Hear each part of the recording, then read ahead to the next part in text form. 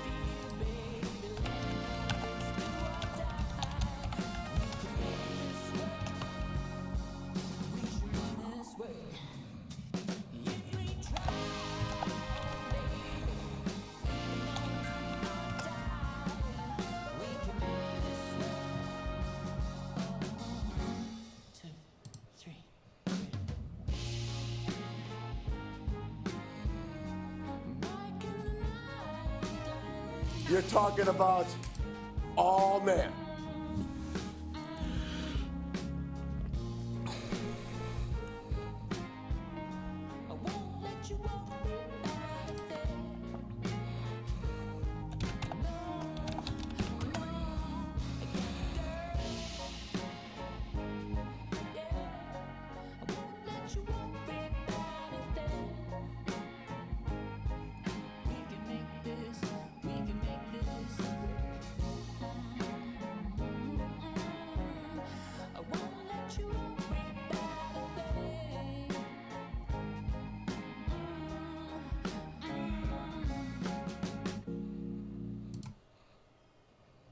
I bid you all good morning, good evening, and good night wherever you're watching this transmission.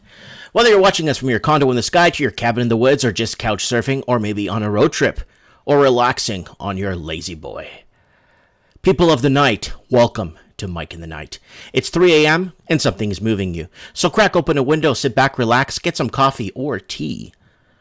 Because you're tuned in to Mike in the Night, the voice of the Commonwealth. Hashtag Mike in the Night. Intro track by Ralphie.co.New Zealand. Today we'll have some first-time callers. And if we run out of first-time callers, we'll get some return callers to call in and give us an update on their or specific prognosis of where they're at in the Commonwealth and what's happening. And disclaimer, guys, we do not offer investment advice or medical advice. We are opinion-driven. And we don't know anything, and we can't even read. Due to this video's poor quality, this video should not be viewed by anyone ever. Anyways, guys, I've been getting a flood of emails from the United States of America. And it's the Amerifornia emails. So, you know what happened? The new president-select, America got a new president-select, not elect. Big difference in the language here. Just like the media likes to use language against us.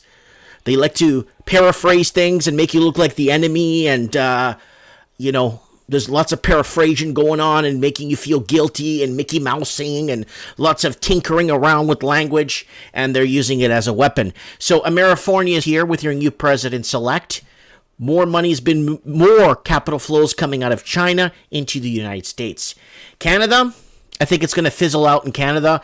I think students and a lot of Chinese want America. Now that with the new president-select, could basically, I'm not going to get into too much on that, but I'm letting you guys know. So I received emails this week from New Mexico telling me that, yeah, Mike, you're right with your video. Basically, what you said came true.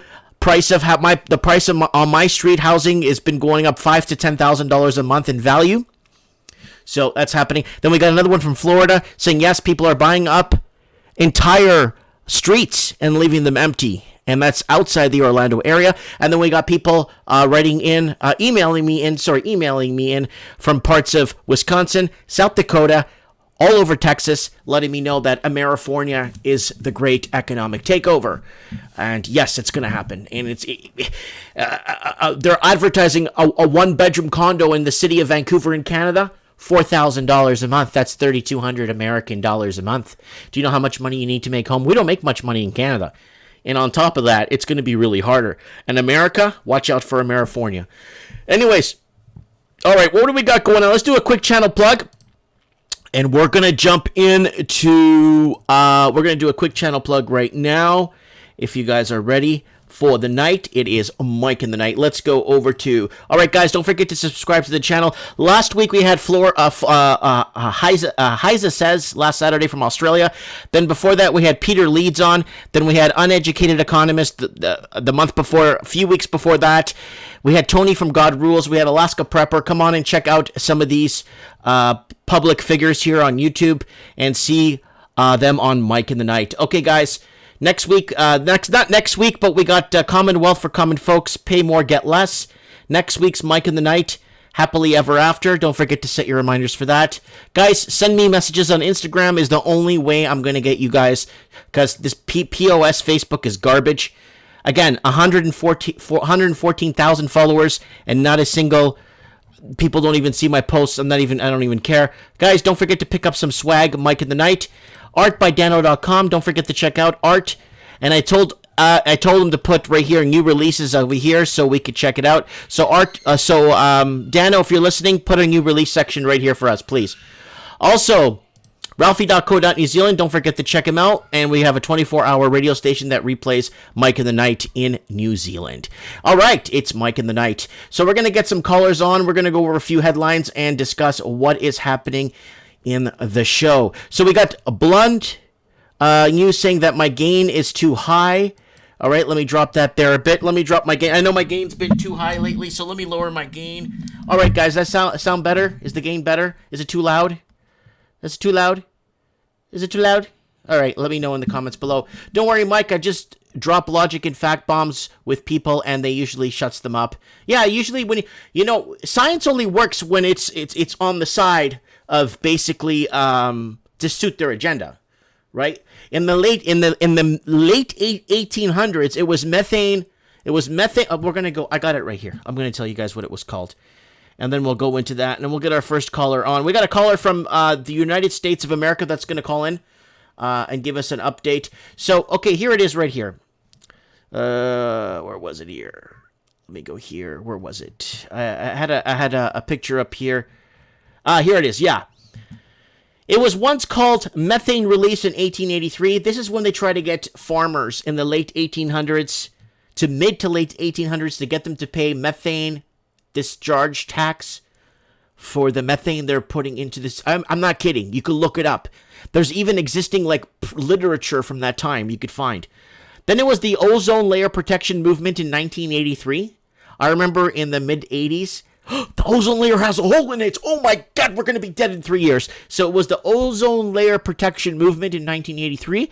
Then it became global warming in 1999. I think it was 97. I may be wrong on the year. I think it was 97 because in 2007, Florida was supposed to be under 5 feet of water. So I'm not too sure about that. Okay, what's going on? And then climate change in 2017. Then after climate change, now it's called climate crisis. Climate crisis. You can't make this stuff up, people. They're always going to use language against us, and anyone that doesn't want to follow the status quo is considered a loony, or we know what's going on here. That's why we've been tuned into this channel for years now on this live stream. For what, 5 years, 6 years now? So methane release 1883, ozone layer protection movement 1983, global warming 1999, climate change 2017. Now it's climate crisis. We should have a pool on the channel. We should all put money in to see what the next word, what the next paraphrase, what they're gonna call it next. Anyways, we're gonna get a first caller in, and Fringe Files is gonna be on the show. Let's call Fringe Files up and see what is going on.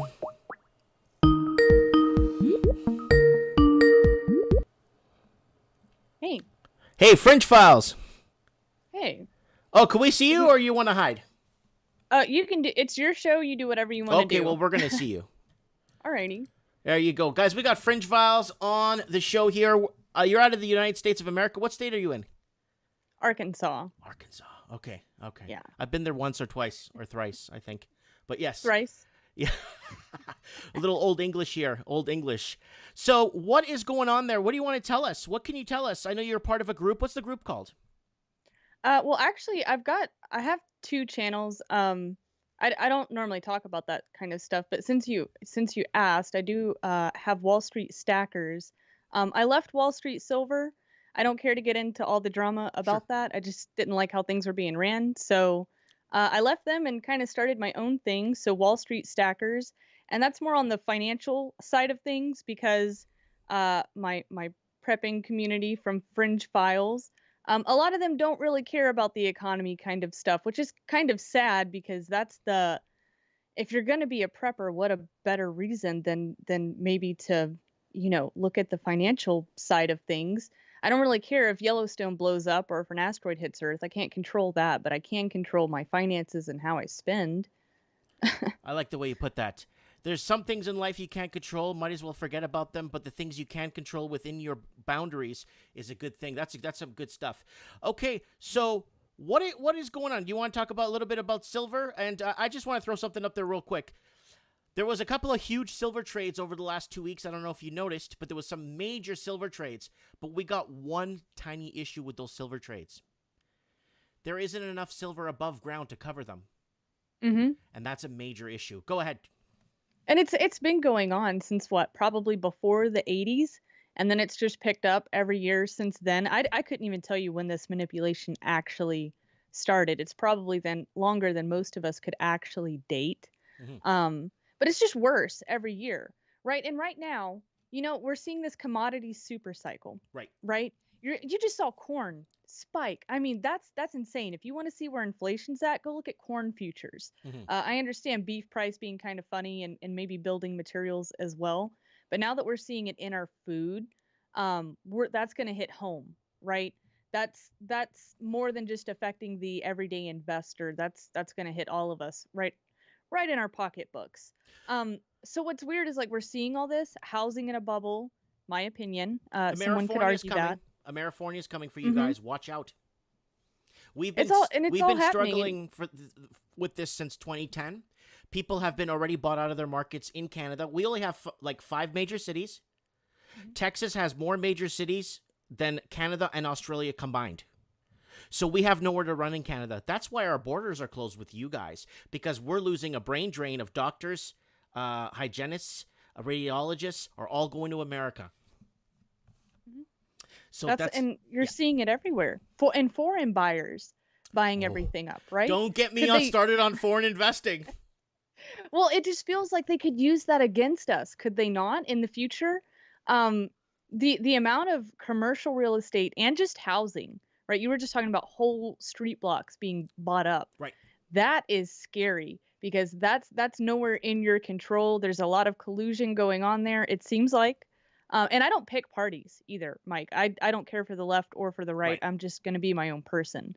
But what we're seeing, that doesn't make you feel very secure as a Canadian or an American, does it? All these other countries have regulations on this kind of stuff, and we're pretty overregulated, but apparently not in that department. Mm-hmm. That feels a little interesting because at any moment when that bubble starts to go, what better way to accelerate it than to have all of these foreign investors just cut their ties with it? Well, here's the deal with Canada. Canada, you could let this know on your channel. You know how you guys have your blogs and stuff. Canada is an autonomous region of China right now. They own a majority of they own the biggest coal mine. They own the biggest, they bought 2 gold mines last month. They bought 3 gold mines at the beginning of this year. And they picked up a couple of our overseas assets that we had in Colombia.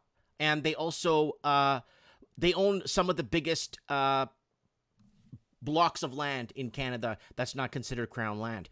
And we are sitting ducks here. The Canadians, we are so heavily hinged. Our GDP is so heavily hinged on housing that we don't have we don't export, we don't produce. We give away our lumber, we give away our oil, but we're not, the Canadian proper is completely bought out of. And then in America, you guys are fighting over everything you could fight over, whether it's religion, whether it's race, whether it's this, whether it is this. Oh my God, you're a racist for not believing in climate change and all this garbage. And what bathroom do I use? And Canada, Australia, New Zealand, and the UK are completely bought out countries. People born and raised in London, England cannot live in their own cities. London, England has more food banks than they do Subway, restaurant, McDonald's, and Burger King combined. More. Okay? Australia, homeowners before 2019, before COVID, homeowners in Australia got vouchers from their bank, vouchers, to go to the food bank so they don't fall behind on their mortgages. Okay? That's how bad it's gotten. Right now in Canada, they're bidding on garages for up to $1 million, $2 million for a garage. That's how bad it's gotten. Amerifornia will come. If you think California was bad and all the homeless, watch when it starts sweeping across. Watch when New York, Pennsylvania, and all those other states start coming down. You're going to have Florifornia. You're going to have Texafornia, Arizonafornia. I have people telling me right now and emailing me from all over the United States of America telling me this is becoming a major deal down here. Mm-hmm. Continue. No, and it's coming. And you know what's weird about that? We see everything going up in price except for precious metals. Maybe the distraction is the cryptos that are out there, which I don't mind if you guys are in cryptos. I was in them myself. I tend to buy and sell cryptos to get a better position in gold and silver. Sure. And then also, to pay off debt. I'm not somebody that likes to hold on to my debt, so the quicker that I can pay it off, the better. That makes me more free when all of this comes down, right? Yep. I'm in a safer position to go in and buy more if I have the opportunity to do so. So I don't want to hate on cryptos at all, but let's be careful because the skillet's getting hot, and Bitcoin's not doing what people would want it to be doing right now. So at any moment, I think that the floor could collapse, and it just depends on how much institutionalized money keeps it going. Let's not kid ourselves here. There's a lot of bankers and hedge funds involved in cryptos now. It's not your safe place from the banks anymore. The only thing that is your safe place is probably owning land, actually owning it, not paying it off, right, but owning land and owning precious metals in your hands. Unallocated, allocated accounts, certain vaults, they're not safe. Your silver and gold is being sold 10 times over. 100 times. I call it fractional gold over. lending. Mm-hmm. And you know what they're thinking of doing? Are you ready for this? They're actually looking at assessing how much gold may be in a vein and actually already lending out shares in that gold that hasn't been dug up. That's how crazy it's going to get. Fractional reserve gold, undug lending. So that's how bad it's getting. So there's something that's going on. There's something that's going to happen in America. I got an email from someone that was specifically breaking down this policy that they're going to start enacting, that if you buy X amount of food or you're buying more food than you should, the teller, when they swipe your card, they're actually going to be reporting you if you're buying too much food for stacking.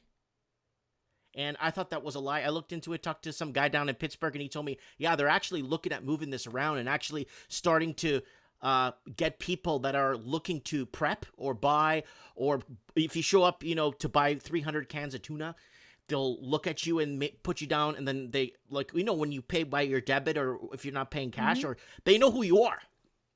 So they're going to start passing that information on to your fusion centers that you have there, that you could possibly be someone of, potential to look at. So are you guys worried about that Big Brother security that's going up all over the place there?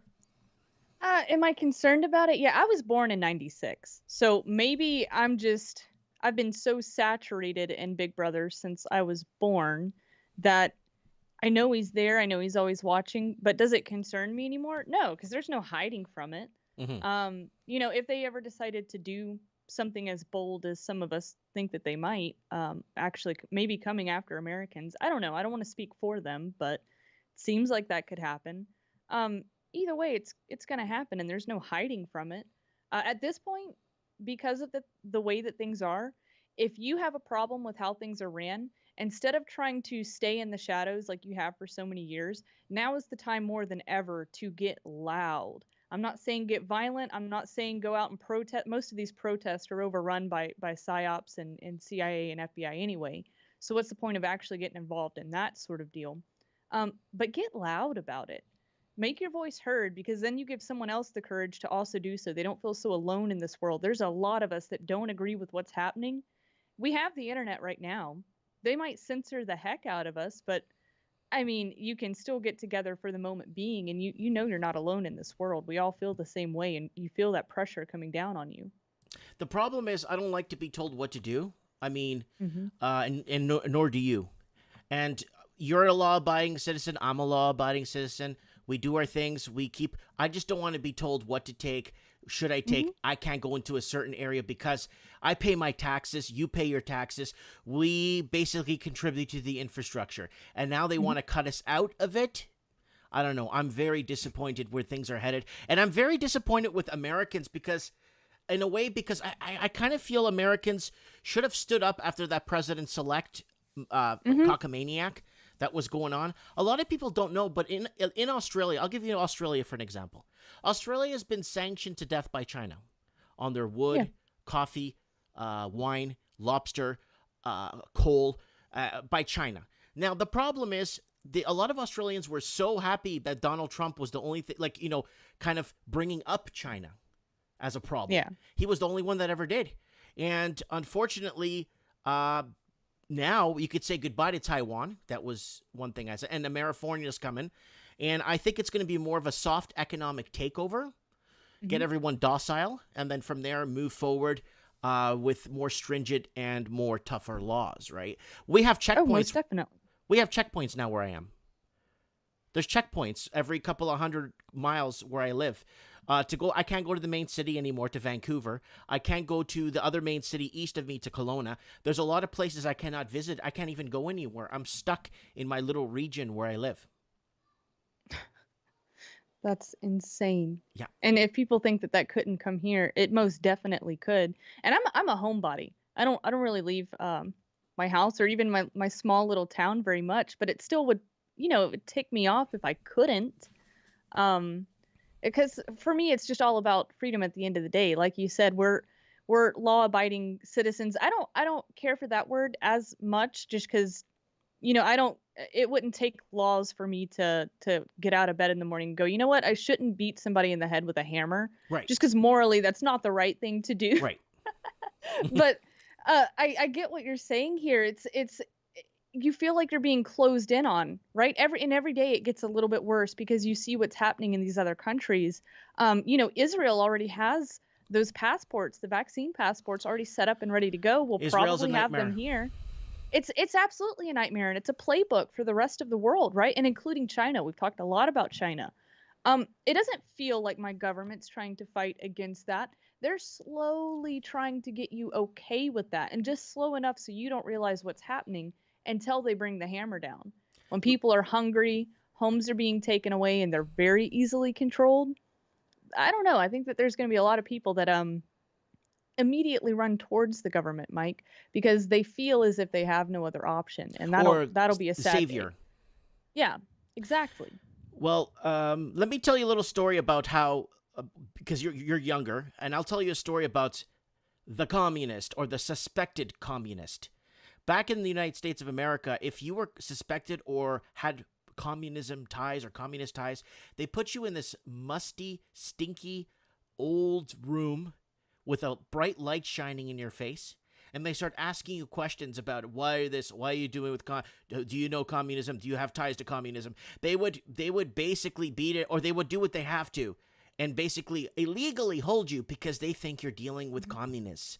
Now, communism is just an open thing, and everybody should accept it.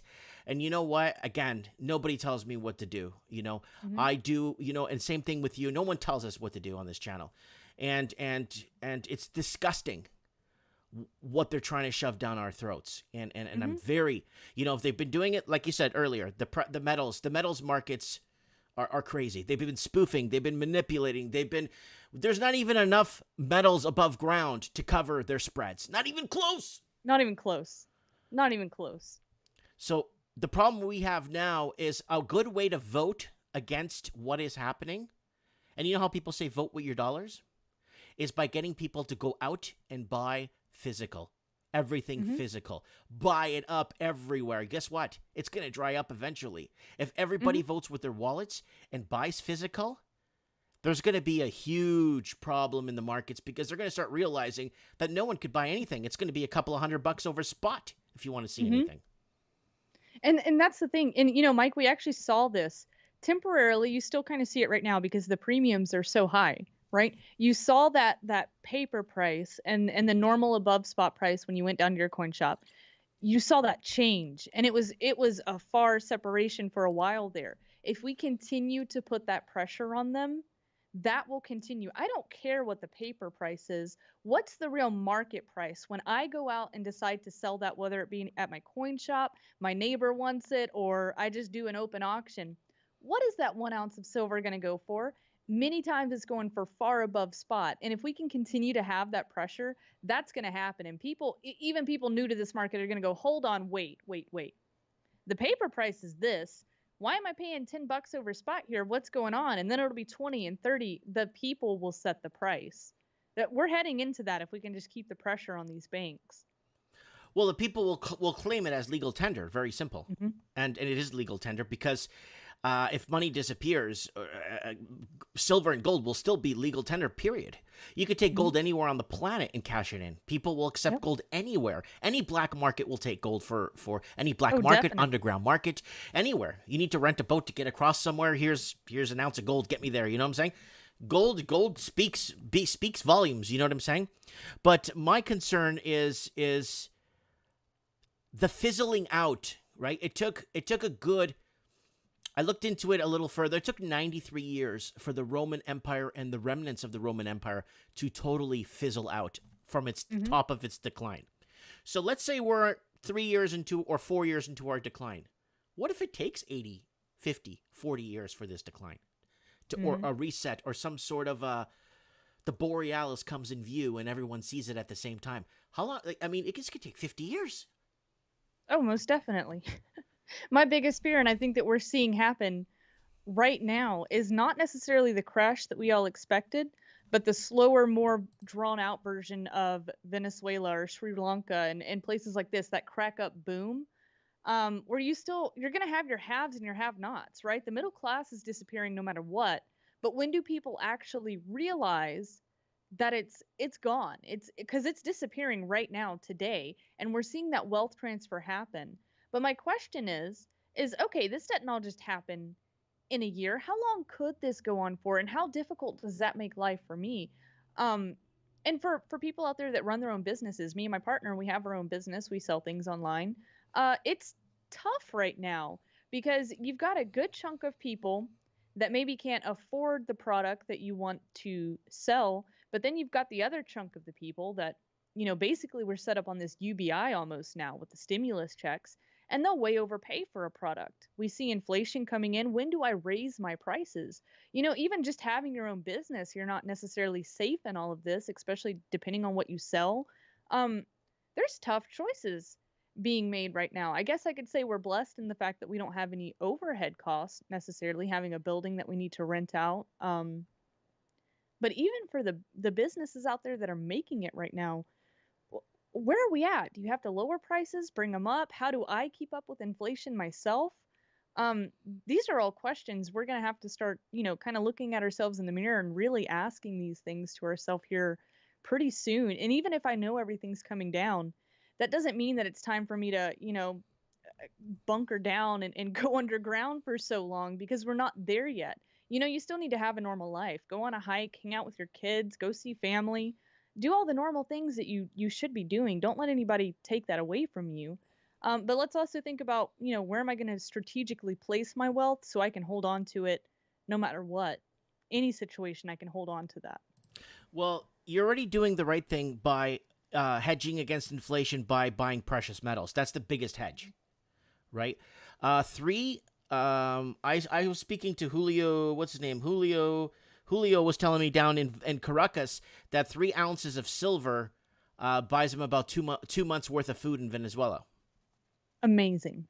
Yeah. Amazing. So you see what I mean, right? So and then I had another guy here. What's his name? Eduardo Fernandez from the Mexican border. He lives in the Mexican border on the southern side, and he tells me that the price of things are getting very expensive there. And he tells me that maybe an ounce of silver gives him 2 to 3 weeks worth of food. So That's incredible. It's hedging against. So to reinflate the currency. Now I'm gonna tell you a little story about Mexico in the early '80s. What they did. The United States of America during the Reagan era, they raised interest rates to astronomical highs to save the country, right? And I couldn't you can't blame them for that. But Mexico was a little bit sly with their little correction in their markets. They actually knocked a zero off every currency. So your $10 bill would be 1, your $100 bill would be 10, and then the 500 peso was 50, the 1,000 peso was 100.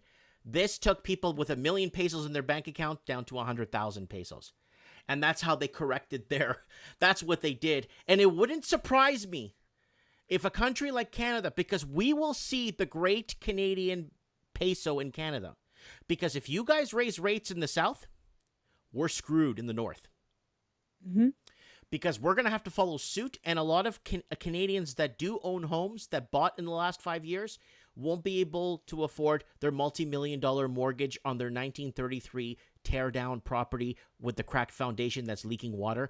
They won't afford because right now they're paying $3,000 to $4,000 a month for their mortgage. It's going to go up to $5,000 to $6,000 a month if they raise rates, and people won't be able to afford that anymore. Now, that's what I'm concerned about is you guys raising rates, and we have to raise rates, but we'll see a reset. But are they going to pull a stunt like those countries have to keep it going for 10, 20, 30 years? That's what I'm afraid of. Possibly. I mean, and what's crazy here is, can they even afford to raise rates? I asked myself that. They could do it. And that's probably when we'll see those dominoes really start to fall. But, that's part of the plan, is it not? How else are you going to have, the greatest wealth transfer on earth take place?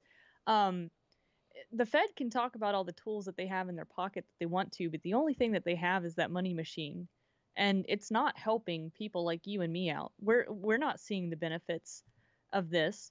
The most financially prepared, and I got to say other areas of preparedness too, guys, food, water, and defense, get that stuff together. Not everybody could be like me necessarily. It took us a long time to get this property, but we're actually completely off the grid. We're not connected to any utilities at all. I own a good amount of acreage, and I'm off in the middle of nowhere, by myself out here. The police are scared to come down the county road. Like that's how far out. You're lucky. You're very lucky. So it took 4 or 5 years to find that place, because I shouldn't be so stern on my guy, but I did not want to spend over a certain amount. We weren't going to do it. And it took so long to find this property, and it just kind of fell in our laps. It's amazing, I think, that we even got it. And just since we've been here, I don't look at my house as a store of wealth, but it's gone up so much in value. And I think it's because we're in the countryside. People are moving out of LA, New York, wherever they're coming from. It's raising the prices up here. I mean, an acre out here was already pretty expensive to begin with, but now you have... What's pretty expensive? Pretty expensive for this area in Arkansas. Yeah. So let's say $1,000 to $2,000 an acre. Well, now you have acres going for $3,000 to $6,000, depending on if there's water or nice views in the area. And we're talking about raw, untouched land. We're talking about something with a shack on it that needs to be torn down and you can build something new.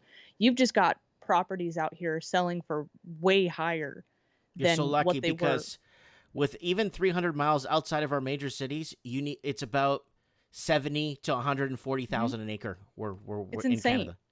It's phenomenal in Canada. I don't doubt even that Australia is it'll the keep same rising deal. Here. We're so screwed. And the thing is, wages haven't kept up with the inflation. No. And the problem with that, what we're having with that, is that nobody could afford anything. I went grocery shopping the other day and I bought almost nothing for $100. I made a video about it, and people were lying about what I bought. And I'm like, no, I bought this. I paid $103 for this. Get ready. And if you ain't ready, start preparing. We had Alaska Prepper on here a few weeks back, and he was going over preparedness in specifics and how to hide food under your bed that could last you a year, like things like that. There's very specifics that you could get your hands on. But the thing is, Like you're nice and isolated. You could go fully solar. You could go do all kinds. You don't need anything from the municipalities. And now Elon Musk has this new satellite internet, which will be really good for you guys. So you're completely. You know what I'm saying? So it's really interesting. I don't know where things are headed, to be honest with you. And now with your new president-elect, I don't think that guy was elected. That guy was selected. That guy was selected, not elected, in my opinion. Oh, and this one was purposely in your face, right? In my opinion, all of them are selections, but at least you normally have the majority of the people on the selected side. This time, they just put it out in your face, and it's always been this rigged. Just typically, they give you the guy that you would want. Not so much this time. That's not the way that it went. And now we have these outrageous, what was it? I heard the other day, like, I'm only going to be able to eat a certain amount of red meat a year. No, thank. Is that when we go out and get the torches? I mean, am I the only American that really likes to eat a good steak or something? I eat so much meat. I'm not having that. I'm a meatitarian, right? And Oh, same here.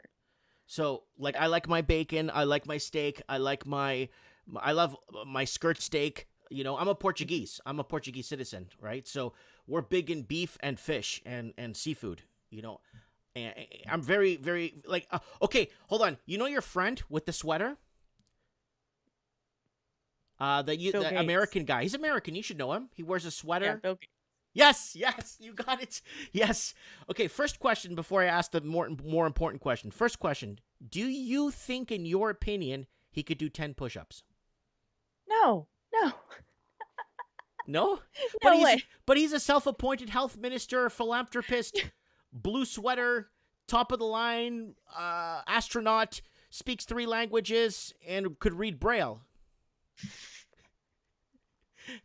Good, I'm making you laugh. Good. Okay, so second question. What do you think of that whole thing he brought out that people should be getting used to eating modified meats or plantaroni, like it's pepperoni, but it's plantaroni? Tell us your take on that. No, sirree, Bob. And I mean, we just saw he's now the largest landowner in the United States, Arkansas being the second largest amount of acreage that he has, Louisiana, I believe, being number 1.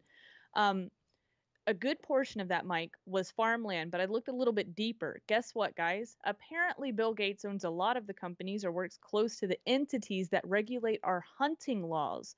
What better place to hunt other than down in the South?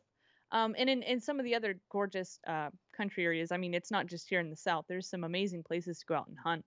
But what happens when the regulations on hunting get tighter? He's buying out all of the little farms that you had left. And now the only thing that you have on the shelf is Bill Gates modified meat. I don't think so. Oh. That's not for me. Yeah, because I've never even tried it. I mean, to my knowledge, the closest thing that I've come to is whenever I decide I'm going to go eat the really cheap Taco Bell because I've been on the road too long. That's the closest I've gotten to modified meat. And I mean, nothing else is open. So what are you going to do? You're going to eat the Taco Bell. Yeah. So let me ask you, now that Billy Gates is pulling the stunt here with what he's up to, that's actually a really good, I never heard what you said makes, like, it all, when you connect the dots, it makes perfect sense. Oh, yeah. Now, there's everyone's trying to pull something in that country, and I think it's a huge power grab. The conglomerates and the acquisitions and the mergers, the bigs are getting bigger. The small businesses are closing. We're looking at anywhere from 10 to 15,000 small businesses closing per week across America during 2020. Your housing market's been on fire in 2020. And what the funny part is with you guys, in 2020, a couple of Americans spoke up in 2020 because the article states, it says in the article by the New York Times, Chinese investors have come in and been buying up property, leaving local Americans bought out of their own properties. And they're crying over $11 billion brought in from Hong Kong in 2020. Guess how much Canada got with the population of 35 million people? 41 billion. We're so screwed in Canada. A guy sold a trailer home on a little piece of land with no garage. $351,000 yesterday. Yes, that was happening, 5 or 6 years ago here in Arkansas. Okay, Mike, if you don't know, Arkansas is one of the poorest places you could possibly live in the US. Like, we're right next to Mississippi. I mean, we're doing a little bit better than them, but not much better, right? And we're talking about trailers that are falling apart on maybe an acre to 3 acres of land, selling for over $200,000-$300,000. Yep.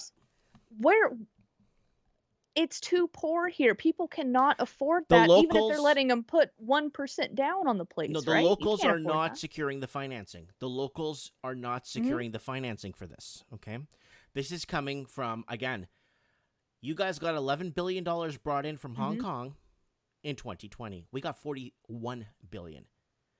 Are you ready for this? Guess how much money was laundered? This is what our money laundering agency in Canada caught from 2011 to 2015. Guess how much money was laundered from China into Canada from 2011 to 2015? Take a guess. Oh man, I'm assuming it's well into. Are we talking about like hundreds of billions or less than that? 201 billion. Ooh. With a population of 35 million. Yeah. Oh my. In the city of Vancouver and the city of Toronto, the average home has been going up $300 to $500 per hour. I'm not making this up. What is happening? It's so What bad. And the this Canadian all proper, comes back to those mega cities that they want to build, right? So we all have to stay in the mega city, the safe zone with your government UBI. This is how they're getting you into those places. People can't see it now because you can't afford to live there, but I think that's kind of the point, is to kick you out and then bring you back in. We're here to help. Don't worry. We'll feed you your fake food and give you your fake useless currency, and you can live on under our thumb. Yeah, that's a scary one. Especially, okay, let me ask you about, there was a discussion that I was talking to some guy out in New York, and he was telling me the other day that they're looking at bringing debt prisons back. Anyone in heavy debt or over leveraged and can't pay their debt prisons. Do you see that happening in the United States of America? That's actually, I believe, and maybe somebody go double check me on this. I believe that's allowed in Texas and Arkansas and some of the southern states. We still have debt prisons. Georgia. Georgia. Yeah, Georgia. I actually used to live in Georgia. This does exist. Is it used often? I have no idea. But I do see this happening. I mean, how else? When this reset happens, that debt is still going to exist. How do they expect you to pay it off? Well, they don't, but they do expect your labor. Well, here's the funny part of this whole thing. They take that bad debt, the bank takes it back to the Fed, and they give them a debt buyback swap.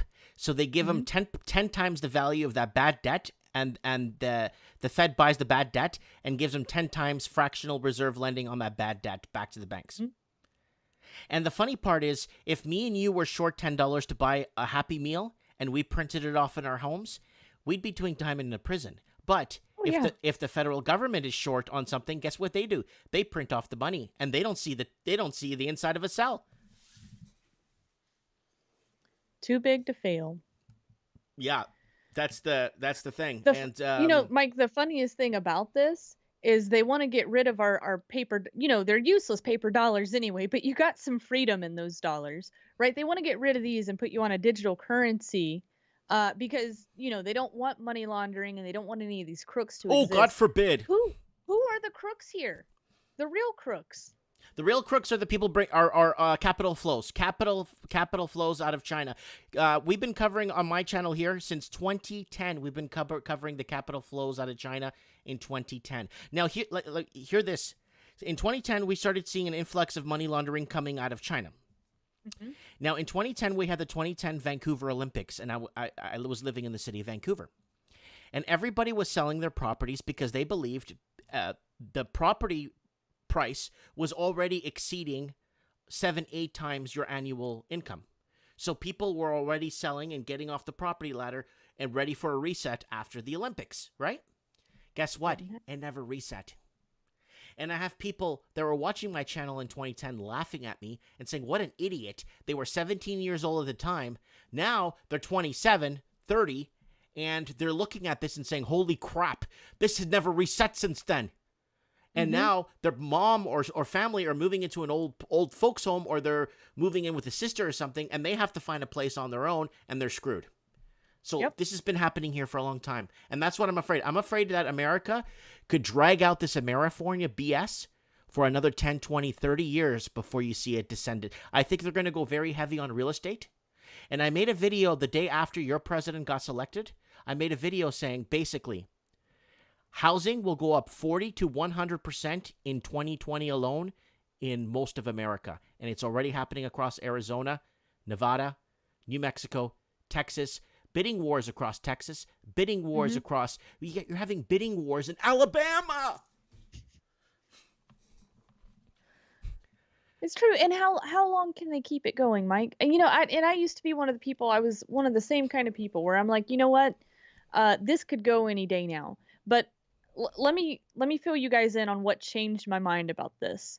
That popular app that everybody likes to use, the Robinhood trading app on their phone, when we started getting more and more of these kinds of apps where all you needed was $5 to get this minuscule portion of Amazon, I go, holy cow, everybody wants to feel like an investor and a big baller, and they feel that way once they put $10 into something. How much does that accelerate the stock market? Because they know normal everyday people can't afford to get into it. This is helping us get into the stock market more, right? Keep it propped up because you just need tiny portions of money. Enough of that coming in a day and making somebody feel like they're making financially savvy moves. Good for them. But all you're doing is helping prop this up, right? And you're helping these hedge funds, these bankers keep things propped up. The Fed doesn't have to do as much work, even though we know they're still putting money in. It would collapse if they didn't. Now, housing. Good credit, no credit, bad credit. I mean, you've seen all these commercials, right? We can get you anything. We can help you pay off this debt. There's a service for everything now. You barely have to put anything down on a home, or I think they've gotten a little bit tighter here. You guys can correct me. They've gotten a little bit more tight on giving out homes right now, but there's still the shadow banking. Are they tight? Shadow lending. No. Shadow lending, 7%, 10%. Nothing. What? Yeah. Depending on how crazy they are, nothing. We'll just give it to you. We just expect, minuscule payments for the rest of your life, with an inflated cost for like interest. I mean, the amount of that people pay on interest just makes me sick. But this is what's going to keep that going, right? If anybody wants to argue that with me, feel free. I'll argue that all day. I'll lose my breath arguing about it. But we've made it so easy to get into debt. It's incredible. It's Mike, I'm 24 years old, and once a month I'm getting 6 different credit card offers in. They send them in the mail and they try each time with a fancier looking card, and I'm probably not going to get it. It's not a bad idea to have a little bit of credit, guys, but don't overdo yourself. There's a place for everything. Same thing with, people I know that are 17, 18 years old. They're getting the same amount of offers. It's like before you even start your life here, they've got the student debt, which you're never going to pay off. If you guys have kids or grandkids, just tell them to go learn a trade. That's what I promote is trade work. Years. We don't have plumbers, welders, people that can do real work anymore. Underwater basket weaving isn't going to get you anywhere. No. So, okay, it's true. First off, I would like to thank Chris P. Bacon for sending me $5. Thank you so much in super chats. I want to thank everyone that's been sending in super chats.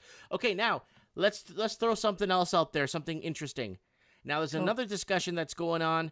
I was talking to someone out of Orlando, and we were discussing this topic for quite a bit actually, and it's called generational debt.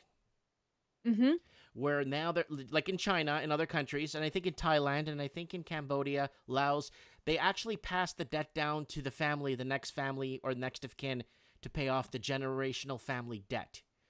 Do you think that will happen in America? Well, can I tell you a bit of a personal story? Please. My grandparents own, they don't own like a lot of land or anything, but they own a home, a really, really nice home in a really nice neighborhood. And, their home doesn't cost this much, but it's in the same neighborhood where, there's multi-million-dollar homes in this neighborhood. Now, my grandparents have been taking the equity out of their home so they can go fund their cruise ship tour, whatever they do, their vacations, new cars, whatever it is. So they take that money out of the home after it was mostly paid off, and now they're kind of using it back into retirement. And they asked all of the grandkids and all of their kids, who wants to get it when they pass? And I'm thinking, you've got over $300,000 worth of debt on this thing to pay off, and the taxes on it are just enough to make you vomit. And I'm thinking, none of us want that. None of us are necessarily in the position to even take care of that.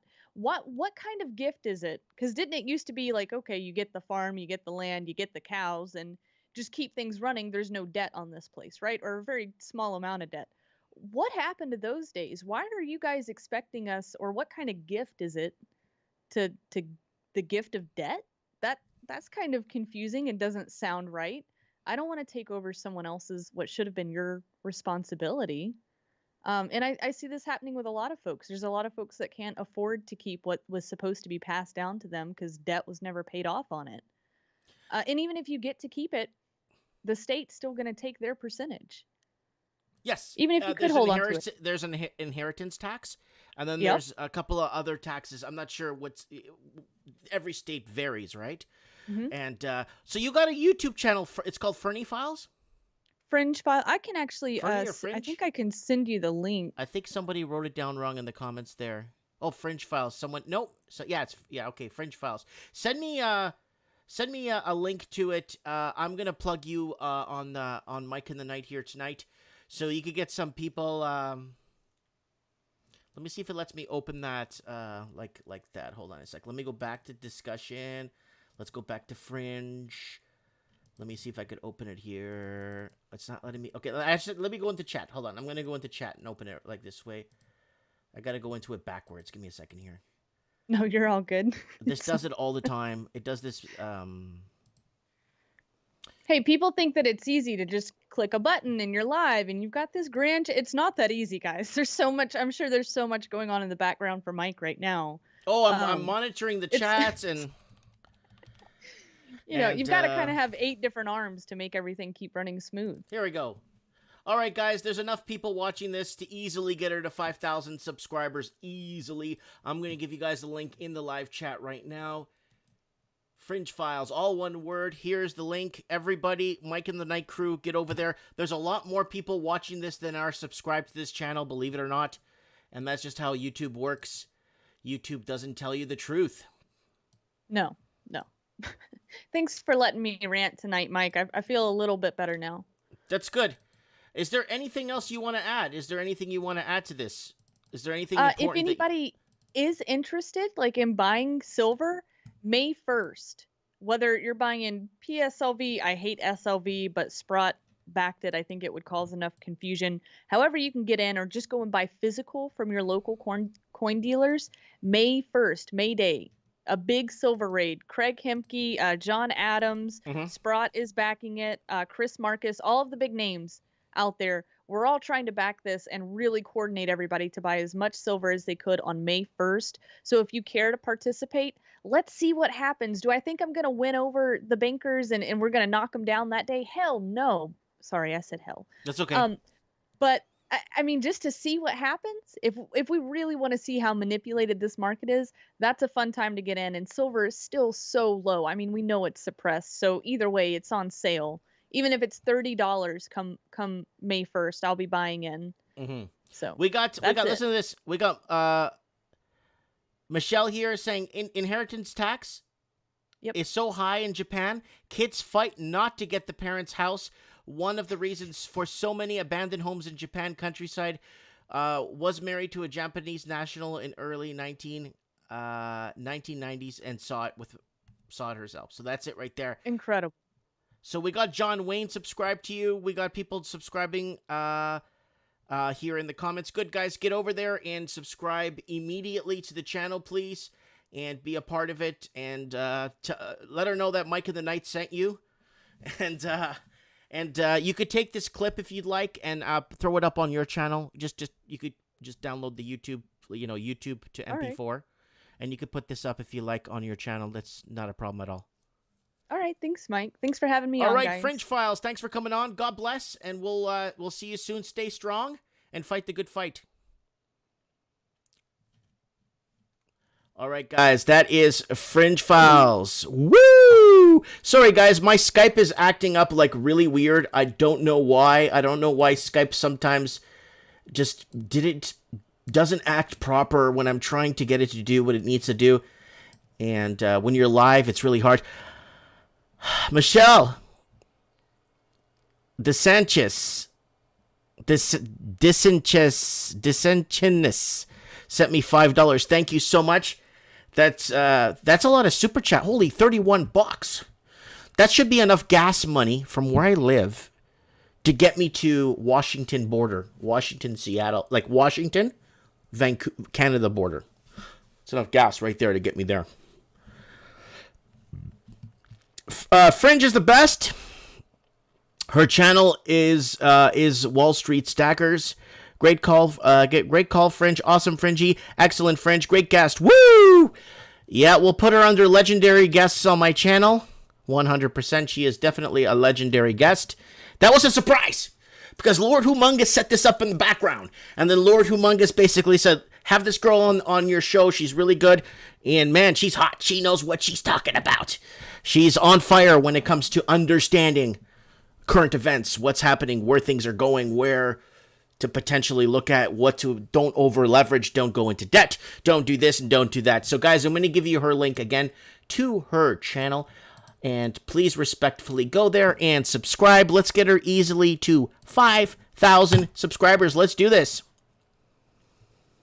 Woo! All right. Okay, guys, we need to go over just a few headlines here, if you guys don't mind. You know, if you guys, don't mind. I want to go over a few polls we did, and it's kind of important here. Let me go to my channel. I threw out a few polls there on the community there. So let's take a look. So let's go over the polls. Here we go. How long do you think COVID variant lockdowns, travel restrictions may go on for? 14% of you says by the end of 2021. Then 27% of you guys says until everyone gets the jab. 16% says when we get a real government representation. And 35% of you guys said after the mainstream media goes to hell. I think that's the most important one. And then my city/state is open, no COVID here, 9%. So there it is. After the mainstream media goes to hell, wins that one at 35%. I love China. All right. So this is very important on how I put this up here so you guys could understand how they've been playing games with our language. They've been playing games with our language. It was once called methane release in 1883, then ozone layer protection movement in 1983, then global warming in 1999. I think it's 1997. I think I got that wrong. And then climate change in 2017. Now they're calling it climate crisis. What a joke. Putin warns of Russia red line, the West will regret crossing. And I honestly think he is dead serious. I don't think Putin's playing around right now. Do you think police should be defunded? 13% says yes. 57% said no. And 30% is fire other useless public sector government job workers. Oh, yeah.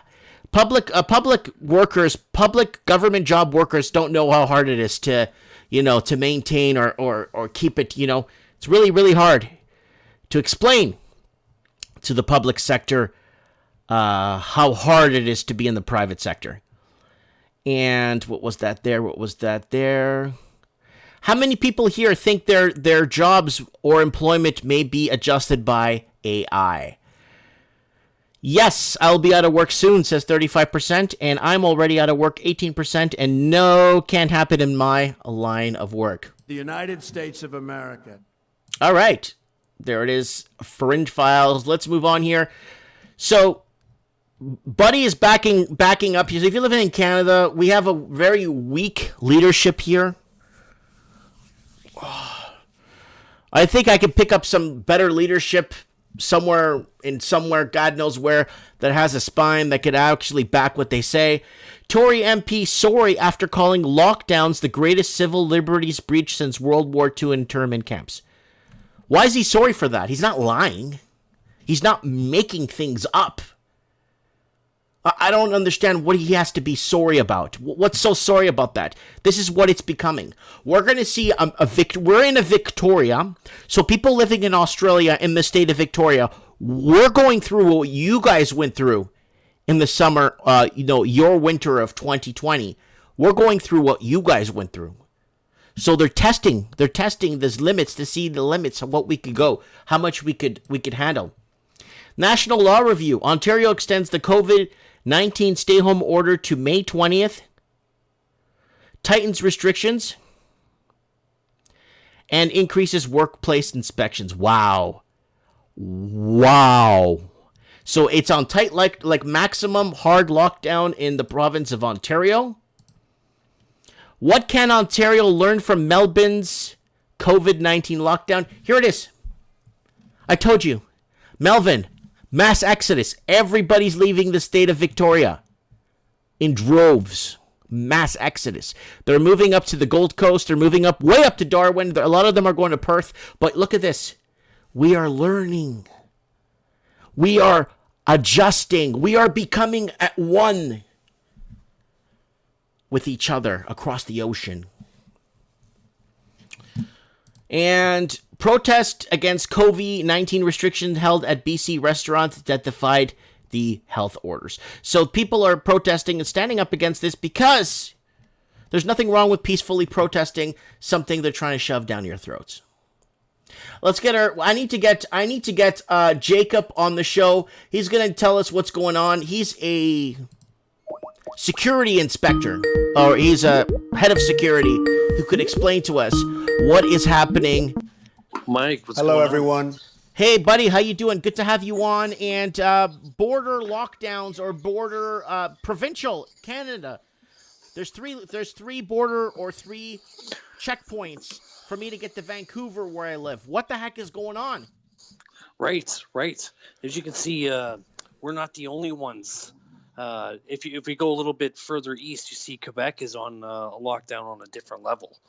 Okay, explain to us what the different level is. I heard they've been going door to door and offering people the vaccine too there. In Quebec, yes. They have a lot closer of a relationship, or some would say more hands-on, than they do in other provinces, the local police there. But we're seeing like a reduction of services is what I'm seeing. All the police stations are closed. You couldn't walk in and report a crime. There's just a telephone there. Right. Now, what's going on with that citizens on patrol? So you call 911, you call some guy's cell phone? Okay. I want you to picture Uber or Lyft, but it's a security contractor. Essentially what they're doing is they're having applications for private security contractors to answer emergency calls, because there'll be a time where police are not going to be doing that anymore. Okay, you're going to have to re-say that maybe in another language, because for some reason my ears are not believing what you're telling me. Okay. 1 second here. There is an application you can download right now called Tag Dispatch. And if you were a private security contractor and you were licensed and bonded, you could download this app and answer security calls that are popping up on private property.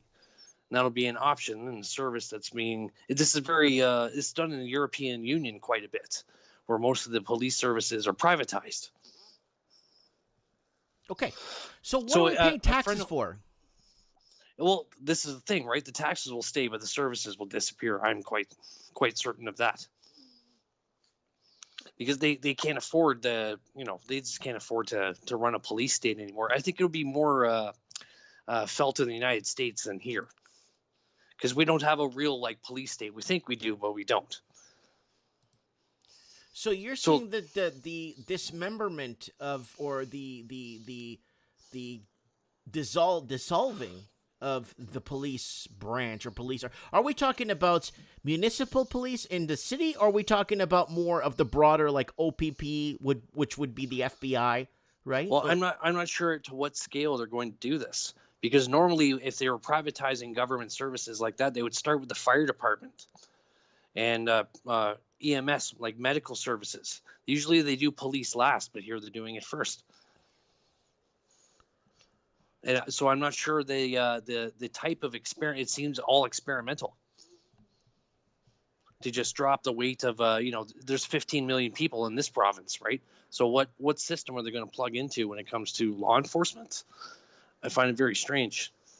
And you have a lot of experience in security. I do, yes. So what are these checkpoints? Like, what are they like? I mean, do Would we be have the to dog carry and papers? I suspect at this time it would be more of a dog and pony show. They would make a show of force at a crossing point strategically, located in the province here, because we have limited infrastructure. So they would be turning people away at the border, probably on both sides, unless they could give them what they consider a legitimate excuse. Mm-hmm. So an invitation letter to work would probably just get you through, right? To me, it's a show of force more than an actual act into seizure of movement. There's a reason. There's got to be a reason why they're doing this. There has to be a reason. The news is obviously going to tell us what they want us to think. And this is what the CBC is saying. Province tries to stop the spread from Quebec, but a north-south border do more to slow COVID. So obviously this is not why they're doing this. Why do you honestly, you have experience in this whole security matter and this whole 9 yards thing. Why are they doing, what is it? There's obviously not the spread. You're not going to stop the wind. Trying to stop the virus is like trying to stand in front of the wind and block it for your whole block or block it for your city. You're not going to stop the wind. So why do you tell us what you think, your opinion? Well, I want you to consider for a moment what a perimeter is. There's two reasons why you would have a perimeter around your property, and that's to keep people out or keep people in. Right. Or both. So I think this is what what the attempt is, but they would have to know that it's not really possible to lock down my province is larger than France. So you couldn't do that with a few hundred police officers. It's impossible, right? So I suspect it is more for show than it is for go, so to speak. That's how we say in the business. Mm-hmm. Does that make sense? It makes sense. They want to appear that they're taking drastic measures. Because sending everyone home and laying everyone off, that's about as drastic as you could get, I would think. Okay, because I want to ask you about the kill the bill. Now, I'm going to tell you what kill the bill is, and I'm going to explain to you what kill the bill is. So I'm gonna open it up here for everyone to see. England has been, I'm going to open it here to article scan. England's been trying to kill the bill for a good while now. This article's from a couple of hours ago. They're trying to shoot down a hate speech law, if I'm not mistaken. Well, what they're trying to do is, it's not even that. I think what they're trying to do, to be honest with you, is they want to stop people from peaceful protest. Right. And I think this is a major issue. Let me see if I could find this article here somewhere else. There's kill the bill every couple of hours. They're putting up scuffles, kill the bill protests, are releasing images of protesters. Kill the bill protest rallies thousands across Britain. It's going on every day, and it's going on in Surrey and Guildford, the outskirts of London. It's everywhere. Thousands march. Kill the bill process the day of the Duke Edinburgh funeral. So kill the bill is basically what it's going to do is it's going to stop people from peacefully protesting. It's going to give police an incredible amount of powers. So they're doing the opposite of what we're doing in Canada. They're actually strengthening the police with more weapons, and they're basically, I know they still don't use guns, but they still have, an arsenal of police officers. It's in the United Kingdom, they carry firearms there. Oh, I thought they were only batons only. No, they do, and they have special weapons units that are rapid deployment SWAT teams essentially. Mm-hmm. They're very well taken care of. It's a modern country. What I'm seeing is United Kingdom is shoring up its defenses because it left the European Union. So it's looking inwards like the United States is now. They're not interested in outside affairs, so they're trying to clean up their civil society, so to speak. Okay, we got Scott in the comments saying, I think protests are soon going to get out of control, and they will try to stop it. Oh, of course they will. And I'm surprised already that we have not seen large-scale civil disobedience like we have seen in, say, France, for example, because they would have a protest, 2 million people would show up, right? I'm surprised it hasn't. Even in Canada, we had SARS back in the day. They had a gigantic concert against I public. went to that concert. That was SARS you went Fest. to AC/DC was exactly, and that was all totally against the law, but they went and did it anyways. Right. So I was surprised that this hasn't happened yet. It's definitely has to be in the mail, because you think everyone's going to sit home for another summer and be sadly mistaken and be fooling yourself, right?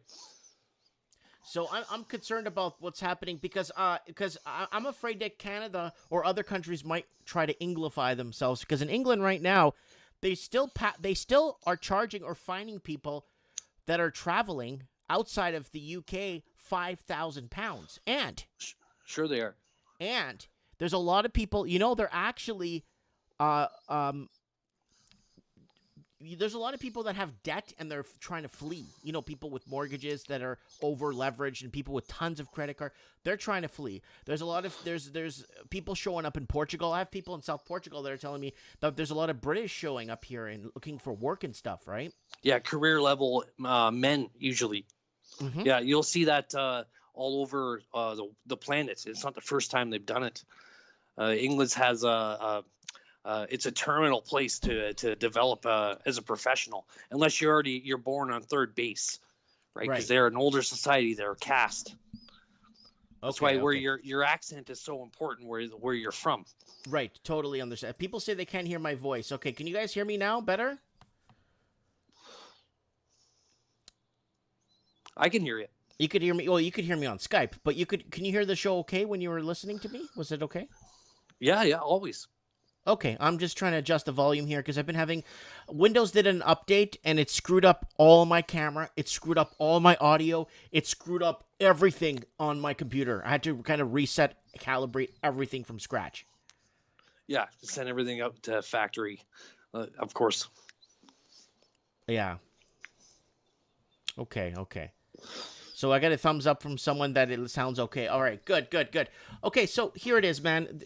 So I'm afraid that we have a closed border between the United States and America, and Yes. they're doing this because they want to stop the brain drain. Because there's just too many people that are fed up, and now with our health, what time limit do you give on our healthcare collapsing here in Canada? How much time do you give our healthcare system? Well, I don't know if you've been to a hospital, anybody that's watching, but the past few times I've been to a hospital, it was a ghost town. I suspect that the skeletal structure of our healthcare system will remain, but what they're doing is they're retracting. Maybe they'll privatize. Maybe they have a new technology that they're not sharing with us. That's changing the way healthcare is provided. Maybe they only take serious people with vital signs issues, because what I've seen is empty hospitals. And if you have to go to one, people are only going to one if they are really concerned for their health. From what I've seen, I'm not seeing people go to specialist appointments or anything like that anymore. Elective there's been a surgeries were huge canceled a cutback year ago. on cancer, what do you call it? Cancer therapy and all kinds of Like stuff. chemotherapy. Yeah, I'd be curious to see what the cancer rates are like. Maybe they've collapsed also quietly. It'll take us a long time to sift through the ashes of all of this afterwards, and maybe we'll never get the full story. Very interesting. Because we'll look back at this as a crime scene. Believe me, this would be the largest robbery in history.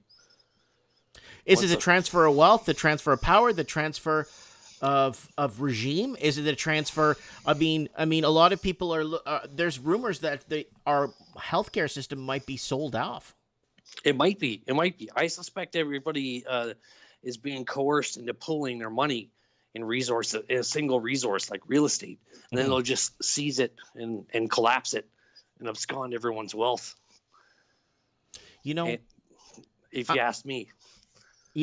A lot of people don't know. I looked into this. I kind of backtracked it. I back-checked it. I had to make sure before I made a claim like this that a lot of people don't know that it's actually 94% of our old folks' aged homes here in Canada is actually owned by the Chinese Communist Party. I did not know that.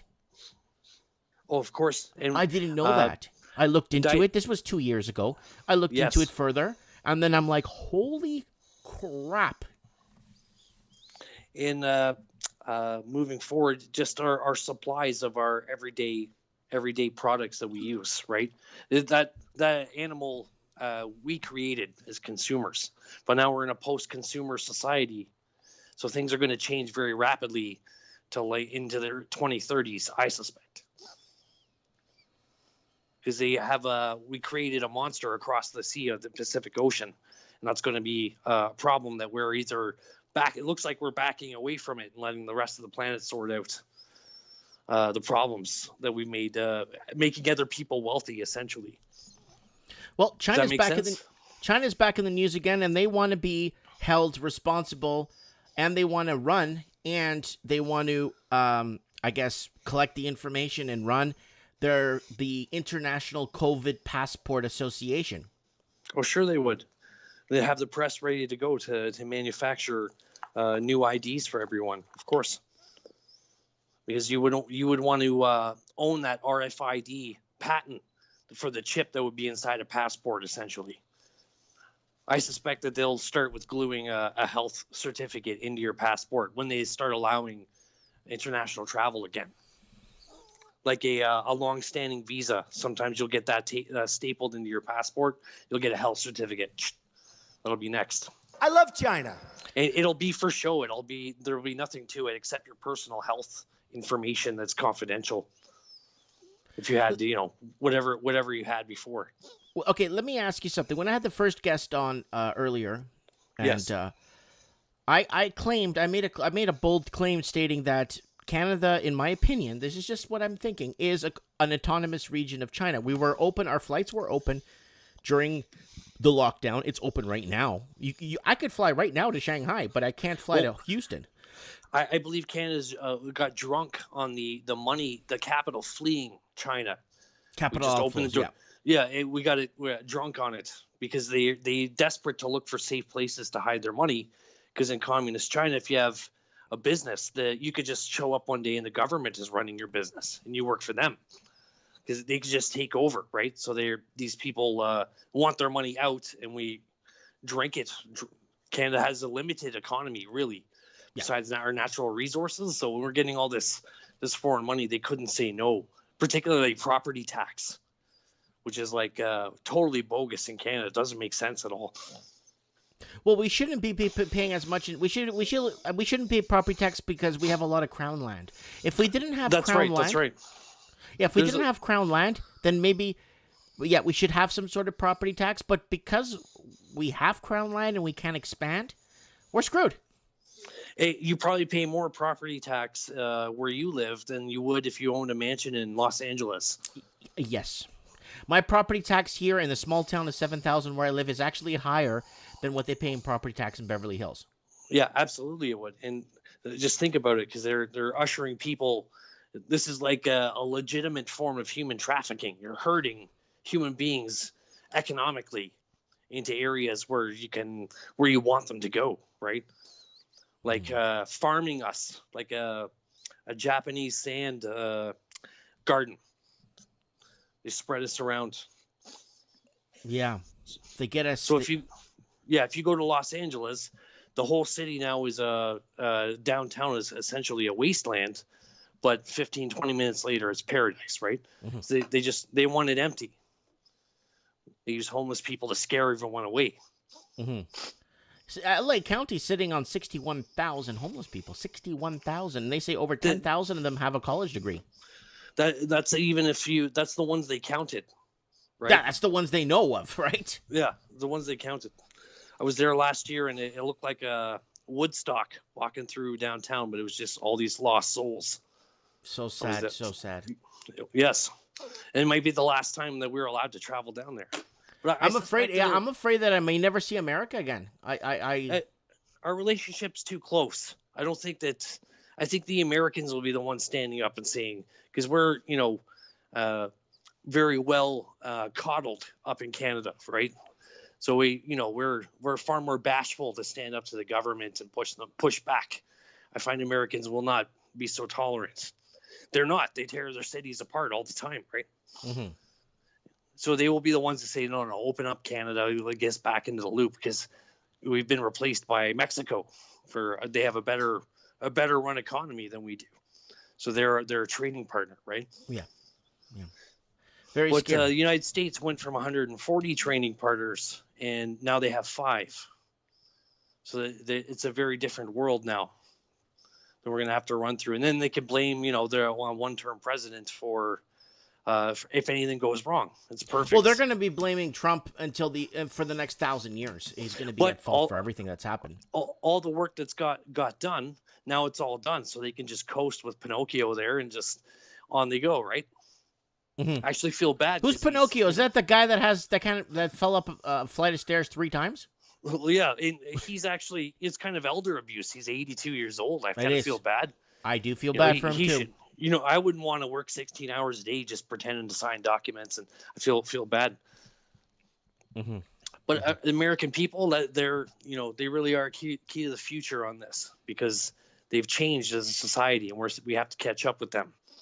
Well, Dave K brought up a good comment here. I heard mosquito virus is next. Billy Gates has 750 million mosquitoes he bred to release the SARS pandemic. I wouldn't put it past. That's where you think Lyme disease came from, right? It came from these test facilities and crap like that. You know what I'm saying? Numerous people have been caught tampering with mosquito populations. Mm-hmm. It's illegal to do so, by the way. Vampire bats, mosquitoes, anything that eats and transmit bloodborne diseases, totally illegal to genetically experiment on them or anything like that. And they've been caught several times. We all have. Canadians, Americans, British, Chinese. Experimenting with mosquitoes is very deadly, because they're a flying syringe is what they are. I love China. Mm-hmm. All right, Jacob, I'm going to let you go, bro. I really appreciate you giving us your input. Oh, always a pleasure, Mike. And please, I'm a huge fan. I always enjoy your guests. Well, you're a guest too, so I appreciate you coming on and being part of the channel and being part of the. I don't know if we should call it a resistance, but being part of the voice. So just to recap, what we're seeing now, because you wanted me to look into the private policing that's happening. Citizens on patrol. That's right. What's going to happen is they are going to be an Uber-style security practitioner, and they're going to show up at your door if there's a security issue and that type of thing. And they'll probably write you a bill. It'll probably be like $70 or something for them to come. So if you call the police, you're going to have to pay for it. Really? Oh, yeah. It kind of reminds me of my TELUS internet. They screwed up my connection and gave it to another person. They didn't call in to see if my internet was being used. And then I didn't have internet at my store for 4 days. I couldn't run through debits. I couldn't run through visas. I couldn't run through anything. And then now they're charging me for the repair guy to come and plug the wire back in my service. They're actually charging me for the repair service guy. Of course they are. And they would know by looking at how much bandwidth you eat to know what kind of transactions that you were making. They would know if it's a home line or whatever. Mm-hmm. That's 100% one of the first things that you come across when you're handling an IT system. Mm-hmm. So they would know that was a commercial connection. Mm-hmm. So whoever, you know what I mean? And for them to come back, I would be a little upset having to pay a charge for that. I'd just make a YouTube video. Yeah, I would be a little upset. I make a YouTube video. Looks but you worse know what on they'll them. do? They'll send a guy who has no idea what you're talking about. Mm-hmm. He'll just get an invoice, so he'll get blindsided with the mic going. Because I know, and you got a temper. Yeah, you're fired. Yep. Yeah, I totally do. All right, Jacob. Thank you so much for taking your time to be with us. God bless you. We'll talk soon. Cheers. I'll be in the comments. Thank you. Okay, bye-bye. All right, that's Jacob, a security expert. If you need his assistance, give him a call. He is basically, he is very well known in the security district, blah, blah, blah. Okay, people keep adding me to Skype conversations here. And groups of 140 people. I'm not sure what this is. Okay, so videos, chaos in Southeast. All right, let's get Liam. He's saying, oh, he made some videos for us. Where is this? Okay, let's get Liam on right now to find out what he's what's going on here.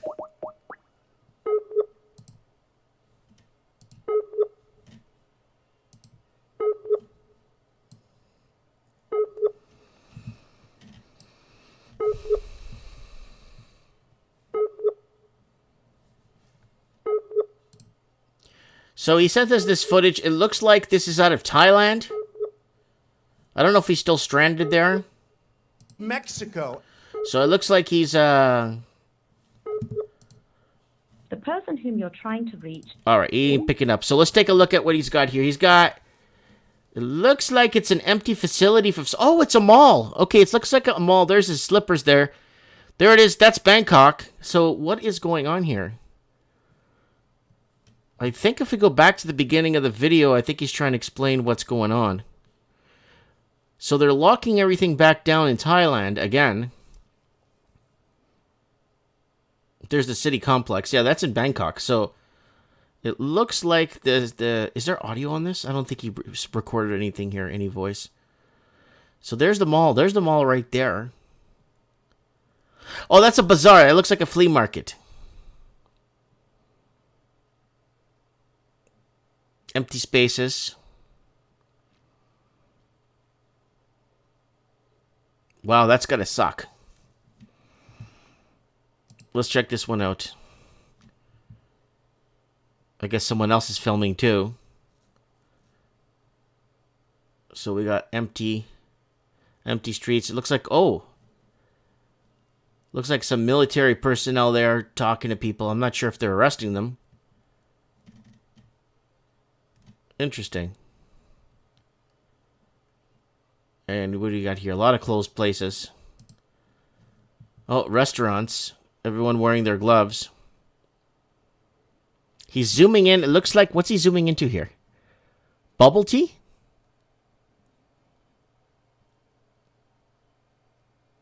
It looks like he's zooming into the bubble tea there. Not too sure why. All right, we should get him on the phone. Here he is driving. This is in Thailand. So he's driving. Oh, he's showing us a video here. Oh, taxi guy sleeping?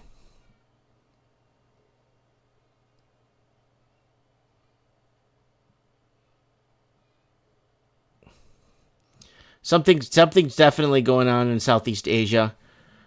Well, I'll get Liam on. I'm going to try and get Liam on the show to ask him what's going on why, what's going on there in Southeast Asia. He did send me a message.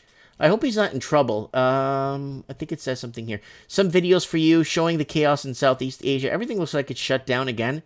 And Thailand was opened up for business, and then all of a sudden they just shut it right quick down in a heartbeat. And that's what I want to know. Like, I keep asking people, what is the deal? What is the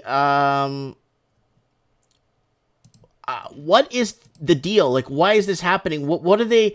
Yes, it's a transfer of power. Yes, it's all kinds of stuff. But I'm not understanding the way of, I mean, I don't know. I guess no one's gonna. Okay, we got. I want to get Layla on and see what she's going. And then we'll get Supreme Cannon if he's still awake. I need to get Layla on. She's been sending me a lot of articles. Let's see if she picks up.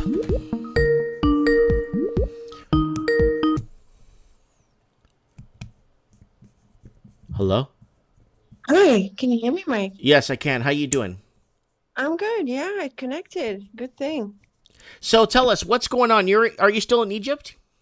I am. Yeah, I'm still stuck waiting for my stuff. I'm ready to Is go it arriving back. by camel?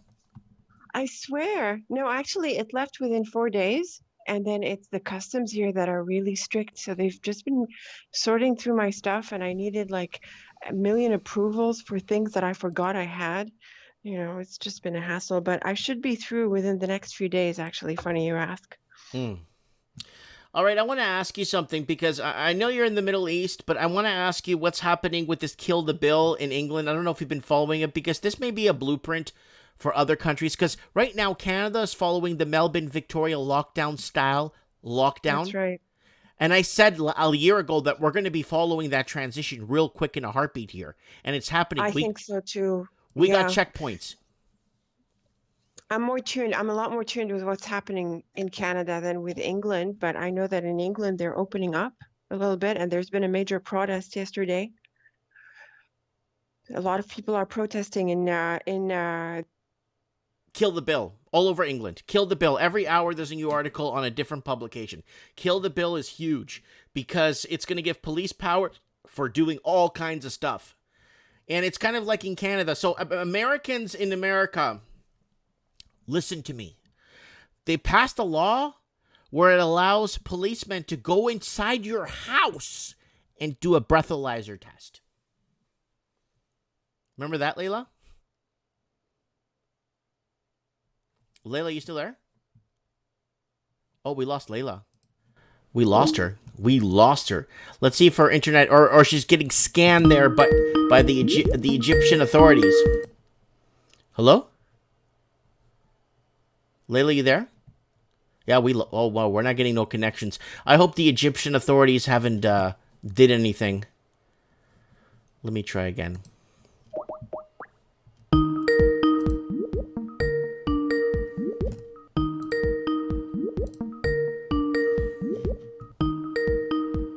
Let's see if she picks up. Hopefully we can get her on the show.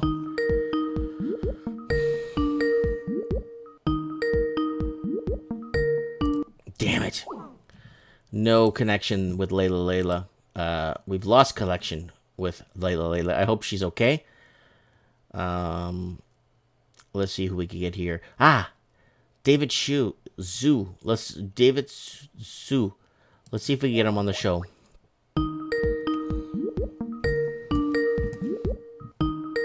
What I say is what I say. Mexico. I love China. You're talking about...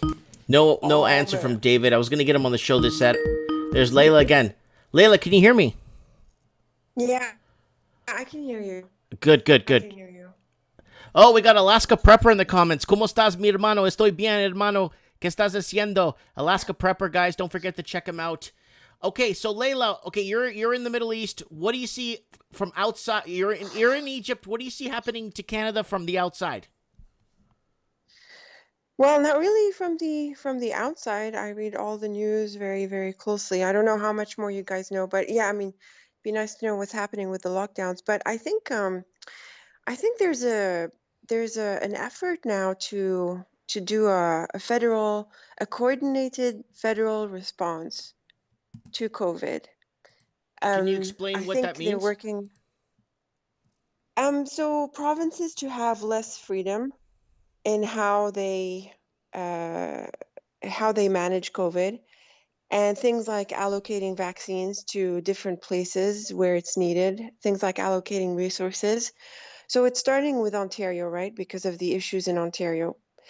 And so provinces are stepping in, and Trudeau's like, we are always helping each other, and things like that.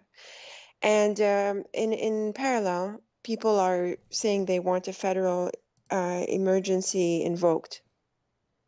So a lot of people are saying that, and they're also saying that the travel in and out of Canada, with now India and Pakistan being banned, they're saying this should be a better coordinated effort, that it should be across all of Canada. In parallel, Mike, I don't know if you've been following Laurentian University's news. Have you been following that at all? No, Do you know tell what's us what's happening going there? on. So Laurentian in Northern Ontario filed for bankruptcy, and there's been a whole bunch of programs that had been chopped off, and a lot of people laid off, and a lot of students sent away. And so it's causing a major fiasco in not just in Ontario, but in all of Canada. And the thing about Laurentian is that it services Indigenous communities and and Ontarian francophones, and as well as anglophones. So there is something really like national, if you like, about Laurentian. And so people are saying that it's not just Ontario's education minister that needs to step in along with the rest of Ontario's government, but it should be all of Canada and the federal government that comes in, because Laurentian is special in these ways. I feel that they're also using this narrative to drive a more federal approach to everything. And so I think that they want a consolidation, and if you listen to all of the news conferences, and there's been so many of them in just the past few days, like since the Ontario emergency thing, and everyone is like saying things like they're hinting at things. Aren't there too many cooks in the kitchen? Isn't it a bit chaotic right now? Things like that. They're constantly hinting at how things are all over the place and that there should be a more unified federal response. So I really feel that consolidation is ahead. And then the budget came in, and it's like, well, there's so many things that are missing. What about this and that? And things like that. And paid sick leave. Why is Ontario not giving paid sick leave when it should be a federal thing? They're using all of these talking points, to drive this idea. So I really think that could be coming in. Well, we got the citizens on patrol getting we had the last gentleman that called. He was telling us he works in security and he understands security. He's worked in security all over the world.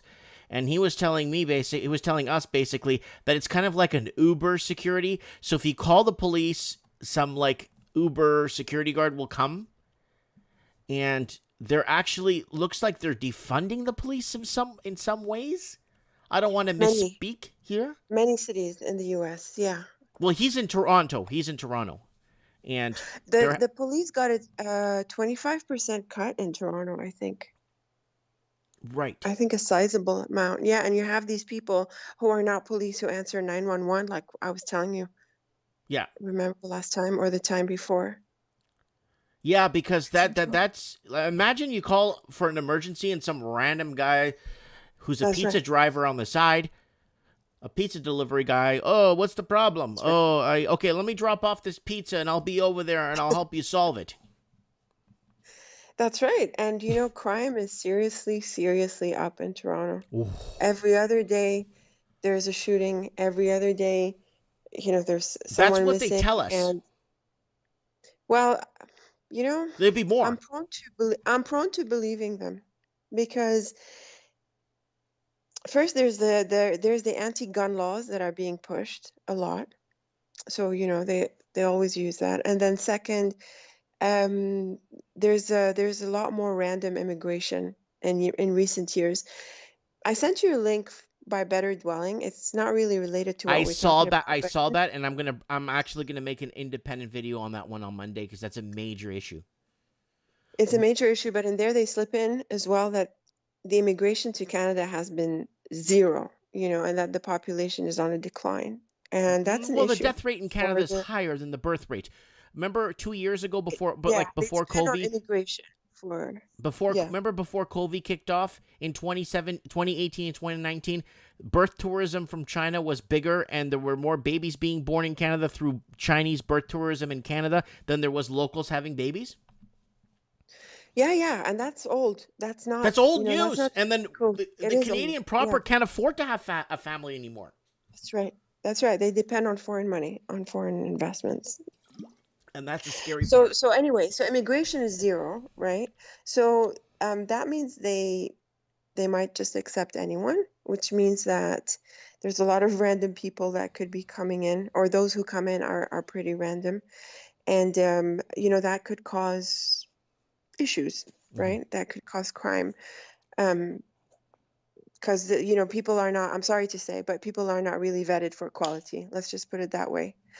So there can be, so they don't integrate as well. They could come from poorer background, without meaning to, to say anything negative about different types of people, but it tends to be associated with higher crime. And it's been going on, like a lot in places like Brampton, Scarborough, Mississauga, and also Toronto proper, so the gangs there's more gangsterism, and there could be growing tensions inside. Like, that's something I don't think they would tell us about. Like, if people are getting desperate inside, or people are getting really annoyed with each other, neighbors are getting pissy. Well, people hated each other before this COVID thing. I left the city of Vancouver. Yeah, but now, being locked in for the longest, the strictest lockdown in North America, Mike, is Toronto.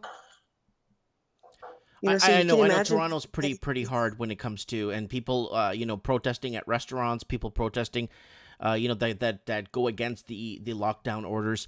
This is it's about eliminating the small guys, and the bigs get bigger, and that's it. It's all about the bigs getting bigger, and like you said earlier, it's consolidating, and it's getting ready. The bigs are getting bigger, and that's how it works. And Yes, and you're right. You're right. It's not just consolidating from coast to coast, it's consolidating the businesses. I think that is very, very, very true. Amazon just opened a hair salon, Amazon, and they opened a pharmacy. So you can get your stuff delivered. So they're really going down hard on the salon people. 80% of them are women, and there's a reason for that. And the reason, I believe, is UBI. But they tell you that they do so. No. They're really destroying women's businesses. They're a lot in the service restaurant, a lot in the salons. 80% are women, and they're decimating these businesses, when actually there's very, very little transmission, if any, if you believe any of that, through these businesses. And the reason is UBI. Is because they're going to sell UBI mainly through women, through these women. If you replace the word COVID or spread with other words that make economic sense of the matter, you actually paint out the picture of what's really happening, right? And it's really scary how they've, like, what scares me the most, Layla, is that a lot of people believe this hook, line, and sinker. Hey, let's stick something in your blood that's going to prevent you from having a problem in your lung or an infection in your lung. How the hell are you going to get something in your blood that's going to prevent you? Huh? Before we even get there, Mike, they believe the whole disease, narrative. Before we get to the vaccine, but if it was I don't know if they've rewritten what the definition of a pandemic. It's a 20 or 21 or 26, please don't quote me on this, 21 or 26 death rate in a pandemic. We're like 0.00 whatever percent for people over 85. Since the very, very beginning, many of us were saying, myself included, that they don't really believe that this is even a disease, and whatever happened to the flu. Early on, people were saying that in countries, in Australia, for example, people die of skin diseases more than they do from COVID. I think more people died slipping and falling in the shower. Yeah, I think so too. I want to look into that statistics, how many people slipped and died in the shower than died of COVID. All of that was really, this type of thinking was being shared all over the place from the get-go, Mike. There's nothing believable about this disease. It's just the flu. If it's anything, it's just the flu. They can worsen your condition if you go to a hospital. They can do things to you to make it worse. Those ventilators, do you know how dangerous they are? Oh, I got a picture of ventilators. I got a picture of them all over the beach, like just thrown out on the beach. Hold on. Let me find a picture of the ventilators. This was sent to me from Australia. Hold on. Come on. Where are you? Oh, he sent it to me on Instagram. Damn. I have a picture of someone in Australia that took a bunch of photos of art by Dano. Dano sent me a bunch of photos too, of ventilators in his area, like outside in the garbage, like still in the box. And it says on the box, ventilators, and they opened them, there was ventilators inside, and there was like hundreds of them littered across the beach. Well, so much the better, because they can be really dangerous things. It's very easy to turn up these things just a little bit and cause unwelcome pressure on your lungs, if you know what I mean. And people have died in this way. And not to say anything about how hospitals and countries, they get paid for using these things. They get paid for having COVID patients. It's a very, very corrupt system. And it's incredible that so many people don't see very basic things, like even if they believed in the disease, even if they believed in a vaccine, there are so many things about the situation that if it were any other situation, they would have had their doubts. They wouldn't have believed it, but something, it's taken over a lot of IQs, let's put it that way. We only use science to back the fact. Science is only used. We're not looking at science to back us up with climate. Is climate change or is it global warming still? Now it's climate crisis. Crisis. They're using language as a weapon against us. They always have. What about everything about race, gender, nationalities, economics, housing? They're always using vocab, in these ways. Who makes up this garbage? A lot of these people are just making this crap up as they go along. Mm-hmm. These Yeah, so-called health ministers. Who are these health I think ministers? there's an agenda. I think they planned this really well. Like Event 201 is something worth going back to. The World Economic Forum people, they're also very good with these things. They have it as a science, not as a real science, but you know what I mean. And the media, what do you mean? This is old, the media. Hollywood and before. The media is an intelligence arm. Mm-hmm. It's scary. But it's kind of bizarre that they're giving us a voice, though. Weird psychological studies on these things, Mike. This is pretty old as well. And then compliance studies, obedience studies like Milgram. It's very well studied. They are on top of this. There's a reason people haven't really done anything about this until maybe now. It's been a year. I don't know. I don't know. Science is only back to back their agenda, whatever it is, right? And apparently we're going through a pandemic with a death rate of 0.00 whatever it is. And I think a lot of states are going to start auditing. In the United States, I think they're going to start auditing the death certificates. And I think it's going to be all. I don't know what's going to happen. It's just these super committees, these secret societies, not secret societies like the Illuminati. I mean these super committees that are formed by our governments that bring in people to be. You're going to be this minister. You're going to be that. I went to school with you. You could go ahead and take care of this. Yeah. And a lot of them don't know if they're tricking or treating. It's disgusting. And I'm sick and tired of people telling me what to do. Mike, I like I said, I think you should have left when you could have, and I do think it's going to get worse. I think the consolidation could be a real project they're working towards. I think invoking federal emergency is possible, and those death rates are going to climb up. They're going to find a way. Now they're talking about the India variant. Ooh, and it's not a double mutation. It's a triple What about mutation. the Africa one and the Brazil one? I think we're a little bit over that right now. In Canada now it's the India and Pakistan one that's taking Could we mix that with the ball juice variant? Yes, exactly. That's what they're saying could be causing the reinfections. Mm-hmm. Because I think ball juice. I don't know if you've seen. People invent science. They invent it. They invent these stories. People believe it because it sounds scientific. And people don't really know how to be critical of science. They think that science is like, it's like the priest class of the day. You know what I mean? People believe it like it's a god. They're not able to be critical of science. You just throw in scientific words, you put them in a scientific story, and it's like, oh, it's scientific. We have to believe it.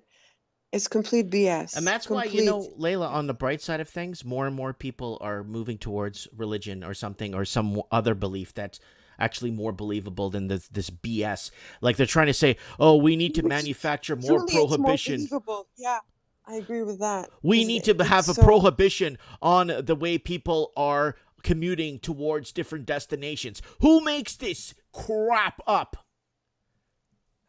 Yeah, Mike. Yeah, it is that bad. You are right, and it is going to. I really believe it's going to get worse, at least a bit worse, before they throw in the bankruptcies and UBI. That's my conviction.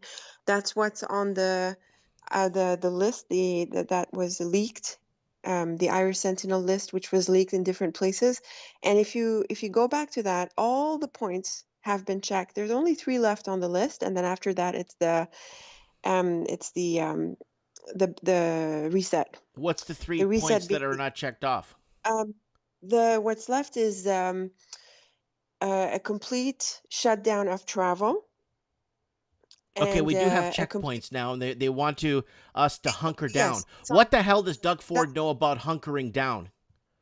Or what does he Doug just Ford know about mobility? Anyways, continue. he just takes orders. The military does though, Hmm. and they're in the picture, and so that is in process. You're right. The next point is the a supply chain breakdown Yeah, and for major food. economic for food and major economic instability. So that's about to get worse, and then finally a complete takeover of the military by the military. You know, Mike, in the UK, they're talking about not shutting down businesses and things like that, but shutting down streets, whole streets, to stop travel and things like that. So I think these are Yes, on ideas Downey that Street. On Downey Street. that's right. For example, well, yeah, because they're gonna, yeah, down east. So these ideas are gonna fly around, especially around the Commonwealth, and they could arrive in Canada. And this could be something that happens when there's a lot more military um, deployed. Like so far, for example, in Ontario, all sorts of people are helping out with the situation. Like the firefighters are in, the military healthcare is in. I think federal agents are coming in. So people are since the beginning. People have been um, getting comfortable, quote unquote, or getting used to the idea that the military is involved with this.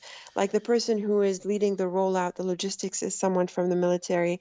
Um, the people who inspected long-term care homes were from the military in Ontario as well, and now they're coming in to help. So people are assimilating the idea that the military is involved with this, and so by the time they're going to lock down um, more severely, like what's happening now, they're going to be used to the idea that, well, yeah, the military has been involved with this since the beginning.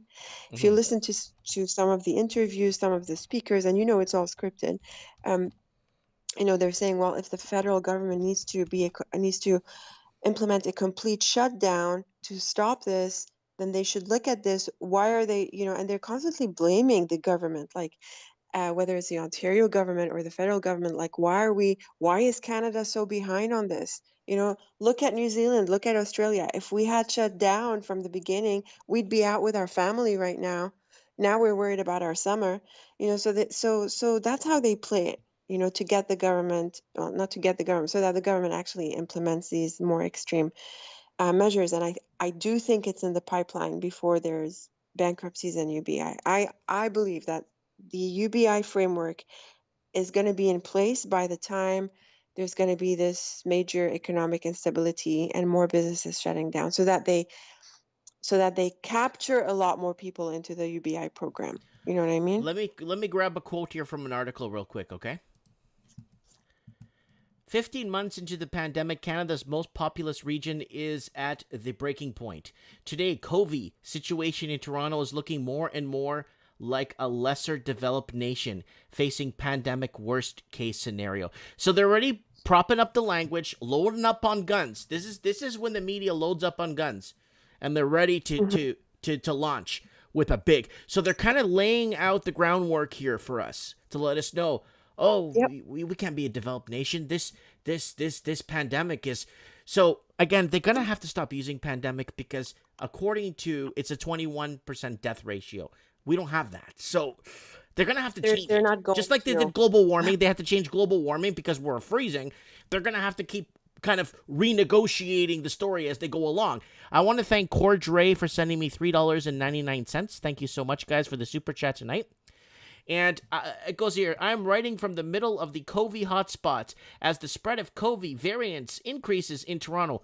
Ball juice is variants coming soon. As a professor of disaster and emergency management, I can confirm that the view from the street is forbidding. It's crazy. Yeah. Where's that article from, Mike? Who It wrote is it? written What by The the Conversation. source? Yeah, I follow that as well. Those guys are not bad at actually talking about what is happening, but we got lots of Doug Ford here. Doug Ford is not doing so well these days when it comes to Yeah. these stay-at-home Lots of damage orders. control. Lots of damage control, but yeah, it's okay. He's gonna just dance away Mm-hmm. and dance on. So I think I'm just looking at. I think Beeman asked if he can reject UBI. I'm just looking at some comments here. You know, that's a good question. I think one thing that you might want to do at this point is to get rid of your debt, because the way they're going to operate is they're going to offer a reset, and so they're going to offer to buy out your debts. But this is obviously in exchange with all of your assets. Okay, right? That's how it goes. And just like they're going to notch up the pressure on vaccines, they can do the same approach, right? With UBI, they're gonna, the banks are gonna come in, and it's in process of being digital, of course. They can start to pressure you to, get rid of this, get rid of that debt, and we'll take that, and that's, it'll be easier for you and consolidate and stuff like that. It's So I would say disgusting. get rid of your debt at this point if you can. Yeah, get It's rid of it. disgusting. Yes. And Absolutely. again, I don't like to be told what to do. Do you like to be told what to do? Hey, I mean, we're law. We follow the law. We pay. I pay my corporate. I have to pay corporate tax. Somebody in the comments was saying, "Aha, Mike pays his taxes." Well, the last thing I want to do is get audited, and then they take away everything I own for some mistake in some sort of. That's right. Bingo, Mike. You get what they can be like. I know what they could be like. They wanted to take away when I had an older Corvette. They wanted to take away my Corvette because I did my PST. It was off by $18. Exactly. Yeah. Exactly. Bingo. They do these things, and that's how they could do it. And so, I would say just get rid of your debt. But I also think that I'm not so sure it's the best place to be in right now. And all of these points have been implemented really well. Not so tight on schedule. Some things are delayed according to their initial plan, but still accomplished, completed, in progress, and well on the way. We got the Alchemist commenting here. Canada locked up its citizens, yet I read on my LinkedIn page an ad from the Canadian government job recruiters seeking foreign immigrants to apply to Canada to work and live, all kinds of jobs open. Yeah, absolutely, because there's no population growth. On this Better Dwelling article, Mike, they say that the population in Canada increased by 2,600 people, I think, over last year. I think I had more people once at a party. I had a party once, and I had more people. Yeah. No, I think that Canada could be losing its attractiveness to immigrants. I think that's they did this big fiasco. I believe that they lost a lot of people. Well, they deported so many Portuguese. They even deported a Portuguese family through like last Thursday.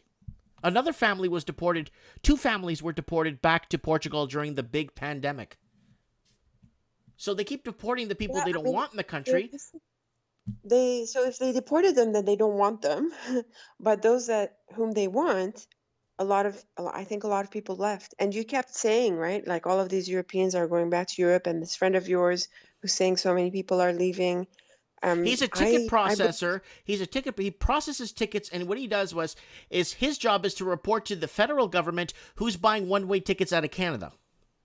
And he's telling me that there's so many people, because Europe, like Portugal, Spain, Greece, Ireland, they're giving people an option that if they had great-great-grandparents that lived or were from that descendants, you could take up citizenship. So I'd rather die. They're losing immigrants as well. Because they're also offering these programs, right? But I think it was Steve the plumber a while back. He was telling me that the banks, or at least his bank, was asking questions about where money is being transferred out of Canada, and that it was unusual that they would ask these questions. So they're not, they're losing immigrants. They're losing the money that comes with immigrants. And so, money laundering is welcome. It is. Without money laundering, we would have been in a recession a long time ago. Then the housing would have been tied to wages.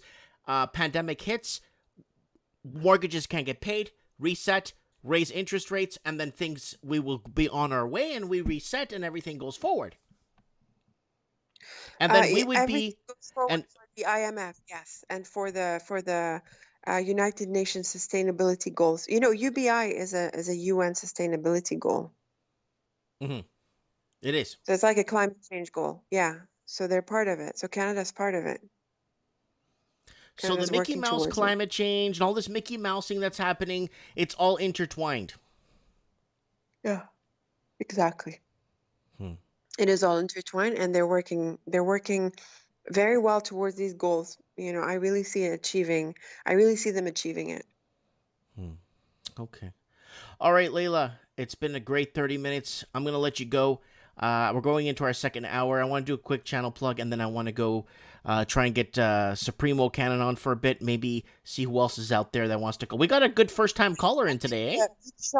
Did Sean call in earlier? Did I miss Sean? Because he's in the comments, but I think it's been ages since he's been around. Sean Limmerman, yeah. He's in the comments. Oh, Sean. Yes, Sean. You know, I don't know where he is. Is he in the comments? Yeah, well, he was when I chimed in, but it would be nice for him to call in because he hasn't in like so long. I want to talk to Sean. I haven't talked to him in a long time. Yeah. Exactly. Yeah. And of course. Okay, Mike, thanks. God bless you, Layla. We'll talk soon, eh? And you, take good care, yeah? Leave if you can. Okay, thank you. Ciao. All right, that is... Okay, we got Kalen Williams calling in. Hello, Kalen. Hello. How you doing, bud? Hey, is this Mike? It sure is, Mike. Hey, Mike, how's it going? It's going. You're live on Mike in the Night. So what do you got for us tonight? Hey, well, I'm sorry. I missed her name, who was just speaking there. Layla. Yeah. Well, she finished it with talking about the United Nations and well, anyway, I just figured I'd plug the Bill C-15, sure. Which is the UN declaration it's called UNDRIP, UNDRIP. Basically, it's a UN agreement that is part of the key agenda 2030, right? And basically, it gives the indigenous people land rights over, title rights over land ownership in Canada. Well, actually, British Columbia, I didn't realize this, is the only province that has actually tabled this legislation and passed it. And so that if the indigenous people claim they have land rights over your land, that you could be forced into forfeiting the title. However, as the People's Party of Canada, I can't remember his name here. It's an emergency broadcast by Ron Valiant. He mentioned this just prior to I think that the bill was tabled April 22nd, so just 2 days ago. I don't know if it's been fully passed like Canada-wide for this Bill C-15, which is the UNDRIP. I'm looking at it right now, and it's very lengthy. I am looking at it here.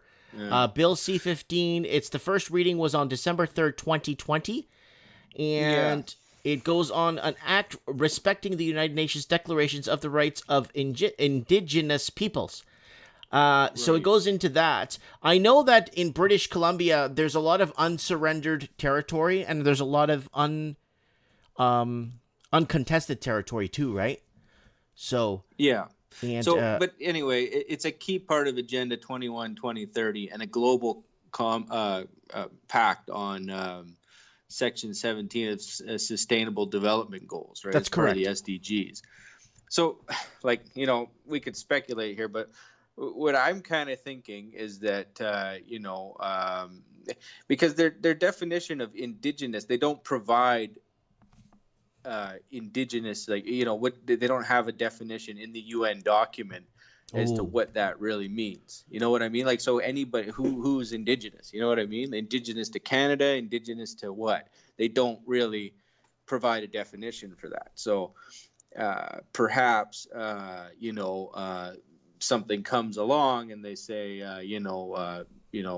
we're taking your land back for the UN.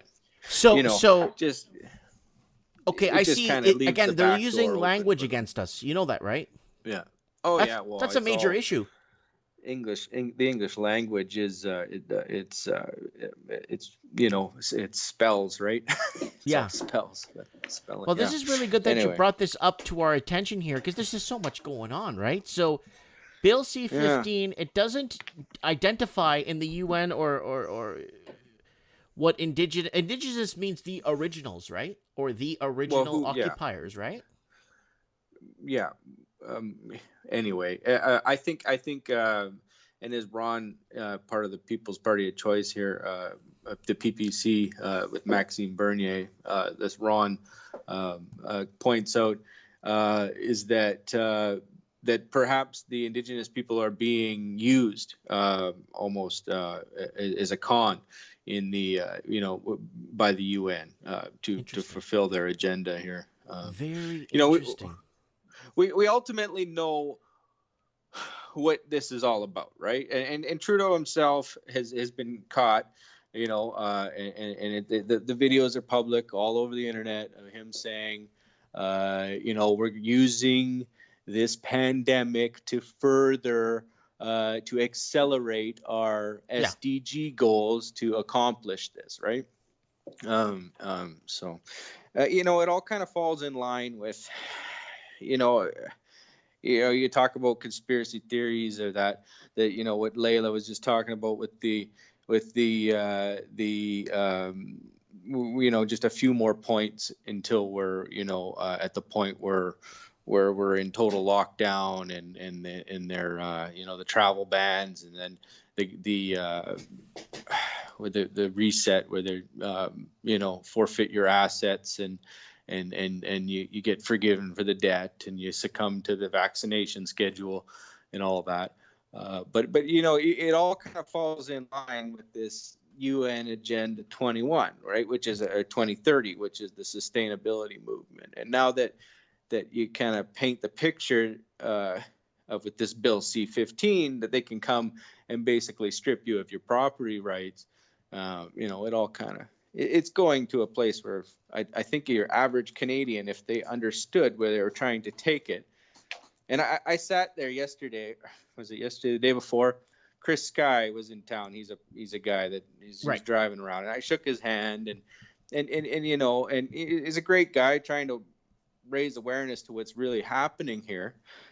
But I don't believe your average citizen understands what is at stake. Yeah. This is very again, when you interwove this, it all goes back to that whole agenda. It all goes back into you will own anything and you'll be happy. It all goes back to the dark winter. It all goes back to, but they're gonna have to fix this, because they got to stop calling it a pandemic, because again, the death rate in a pandemic should be 21%. Unless I don't know how much longer they can push this stupid. Yeah, narrative. that's the thing. Like they're gonna. How it's long like can you, global if warming. Now it's climate crisis. There's a leaked video of of a CNN news director, and I've watched it several times now, and it's hilarious. But he said, every day we'd come out with the new numbers, and we try and push it, because in a lot of places in the U.S. this pandemic is over. It's over, right? Yeah. Not here, because there's something wrong with us. There's something wrong. Yeah, Florida, Texas. I work with Americans. There's Americans that, I work with a guy every day who's one's from Alaska and the other one's from Texas, and they're just laughing at us, But what was my train of thought there was that the CNN director, who was just laughing that they every day they would try and push the numbers of the deaths higher and higher, and he'd say, the numbers aren't high enough. The numbers aren't high enough. We need higher ratings. You know what I mean? Well, yeah, you need 21% death rate. And then, so the next big thing is going to be the global warming, is what he said. He's caught on video saying this. I think it went from global warming to climate change. Now it's climate crisis. Well, whatever. You know what I mean. But yeah, you're right. It's like whatever they want to call it. You're right. But yeah, I don't know where we're going here. I'm stocked up on food. I got I got a couple years worth of bills stocked up in cash and all the other assets that we like to stock up on, and we're ready to hunker down, but where does it end? You know what I mean? So we're gonna hunker down till 2030, and then we don't own our land, and it's scary. I don't know. It's What's very the end scary. of this? Yeah. All right, Kalen, I appreciate your feedback. Call in any time. God bless you. Yeah. Okay, Mike. Thanks, Talk brother. to you later. Bye. That is Kalen calling in from the interior of British Columbia. All right, so this is where the lockdown is. And in this province, let's do a quick channel plug here if you guys don't mind. You are tuned in to Mike in the Night. We're just taking what they're telling us in the media and trying to make sense, maybe connect the dots, maybe try to make sense of what they're trying to sell us, right? Guys, don't forget to subscribe to the channel. If you'd like to, go ahead and subscribe. Guys, don't forget to set your Wednesday show, pay more, get less. We're going to be talking inflation and where inflationatory levels are going to get a lot stronger as to give out more money. Next week's Mike in the Night, Happily Ever After. Don't forget to set your reminders for Happily Ever After for next week's Mike in the Night. Go there and set your reminders right now. It already has 4 likes, and it's like a week away. Guys, don't forget to send me your messages on Instagram. Instagram is the only way you guys could message me properly. I got Linny Poo messaging me on there. I got all kinds of people messaging me. Facebook is a joke. Again, I'm going to keep bragging about this. 114,000 followers, and nobody sees my crap. I put something up, I get like 2 views. 2 views. 13 people saw this. 9 people saw this. Nobody's seeing anything on Facebook, and I'd complain if I had 10 followers, and I wouldn't be complaining, but Facebook is dead. And guys, don't forget to pick up something on Teespring, Mike in the Night swag. Don't forget to pick up something cool for the family. Guys, don't forget to check out Art by Dano. Dano, if you're watching, guy, I need you to put artbydano.com. Put down your new releases up here, if you don't mind. Throw up some new releases right here, so we can see all your new stuff as it comes out, because you got a lot of cool stuff. Music by Ralphie.co.New Zealand. Don't forget to check him out and subscribe. Ralphie.co.New Zealand. He's looking for donations to keep the 24-hour radio that rebroadcasts Mike in the Night. And don't forget to check out Fringe Files. There's enough people watching this on the rebroadcast and live to support her. And she's on fire. And check her out. She's on fire, and she has a really good channel here. And I please invite everyone to subscribe to Fringe Files. Please, if you get a minute or two today, please go and check out some of her videos. She's 24 years old, and she understands the name of the game. And that's good to know at a young age. Remember what G.I. Jose used to say? And knowing... No, that's not G.I. Jose. No. G.I. Joe used to say, and knowing is half the battle. G.I. Jose would say, remember, you know enough. Anyways, let's get our next caller on. I want to get, what's his name, on the show tonight. It's been a little while since we talked to him. Hoping he's doing all right. Woo, maybe I should call Alaska Prepper and just bug him, see if he comes on. He's probably busy. I don't want to bug him. Maybe I should schedule a show. Who wants Alaska Prepper back on the show? We should get him back on and get an update what's going on with food shortages, food discussion, the cost of food, the cost of maintaining your stomach from starving to death. Michael, You're talking about all men. Nada, amigo. How you doing? Oh, this and that. Everything's groovy. Everything's groovy. Well, let's go over a few. Groovy. So, what are you thinking of this lockdown? Well, like I've said before, I think you've got some mid-level bureaucrats that are a little addicted to the power they have, and they don't want to part with it. I mean, you could have 100 people in the line of decision-making and have one certified psycho in the middle they can't get rid of. It would look a lot like this. Somebody asked me, hold on, before I jump in there, Mike, you don't subscribe to her. Sorry, I found her channel today. There you go. I'm subscribed, and I'm going to ring the bell. I'm sorry, guys. I'm telling everyone to basically subscribe to someone. I'm not subscribed. I just found the channel today. So everybody, calm down. I just found her channel today and had her on. Were you here for our first guest? Fringe Files. Yeah, absolutely. She's Yeah. good, eh? Yeah, I'm sub to that. Yeah, it's really good. I never knew. Yeah, I never. You she's, see, these with it. YouTube channels She's with never it. get found unless someone tells you they exist, like our channel here. Well, they pop up, right? And they're growing fast. You know, she was with Wall Street Silver for a while, and I think that's where I first saw her doing an interview. And yeah, like these things kind of pop up out of nowhere, like mushrooms after the rain, and it's beautiful. It seems like every time the algos whack one down, 3 more pop up. It's beautiful. So yeah, I wish her well, and yeah, I'm subbed over there too. Yeah. Okay, so let's start off with this Bill C-15. What do you think of it? Oh, the Ontario 1984 bill thing going over there. Yeah, that's the one. Yeah. Well, it got a first reading on December 3rd, 2020, or an act respecting the United Nations Declaration on the Rights of Indigenous People.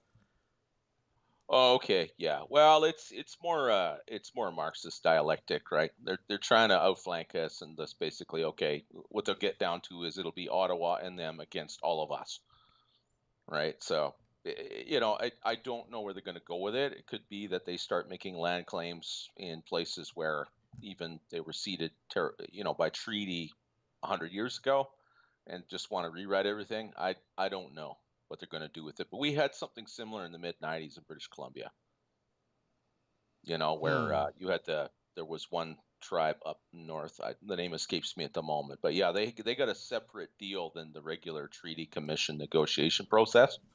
And it was, we were afraid it would set a precedent, but I don't think there's anything been since. So I'm inclined to think it just might be a damp squib just to keep First Nations happy. Okay.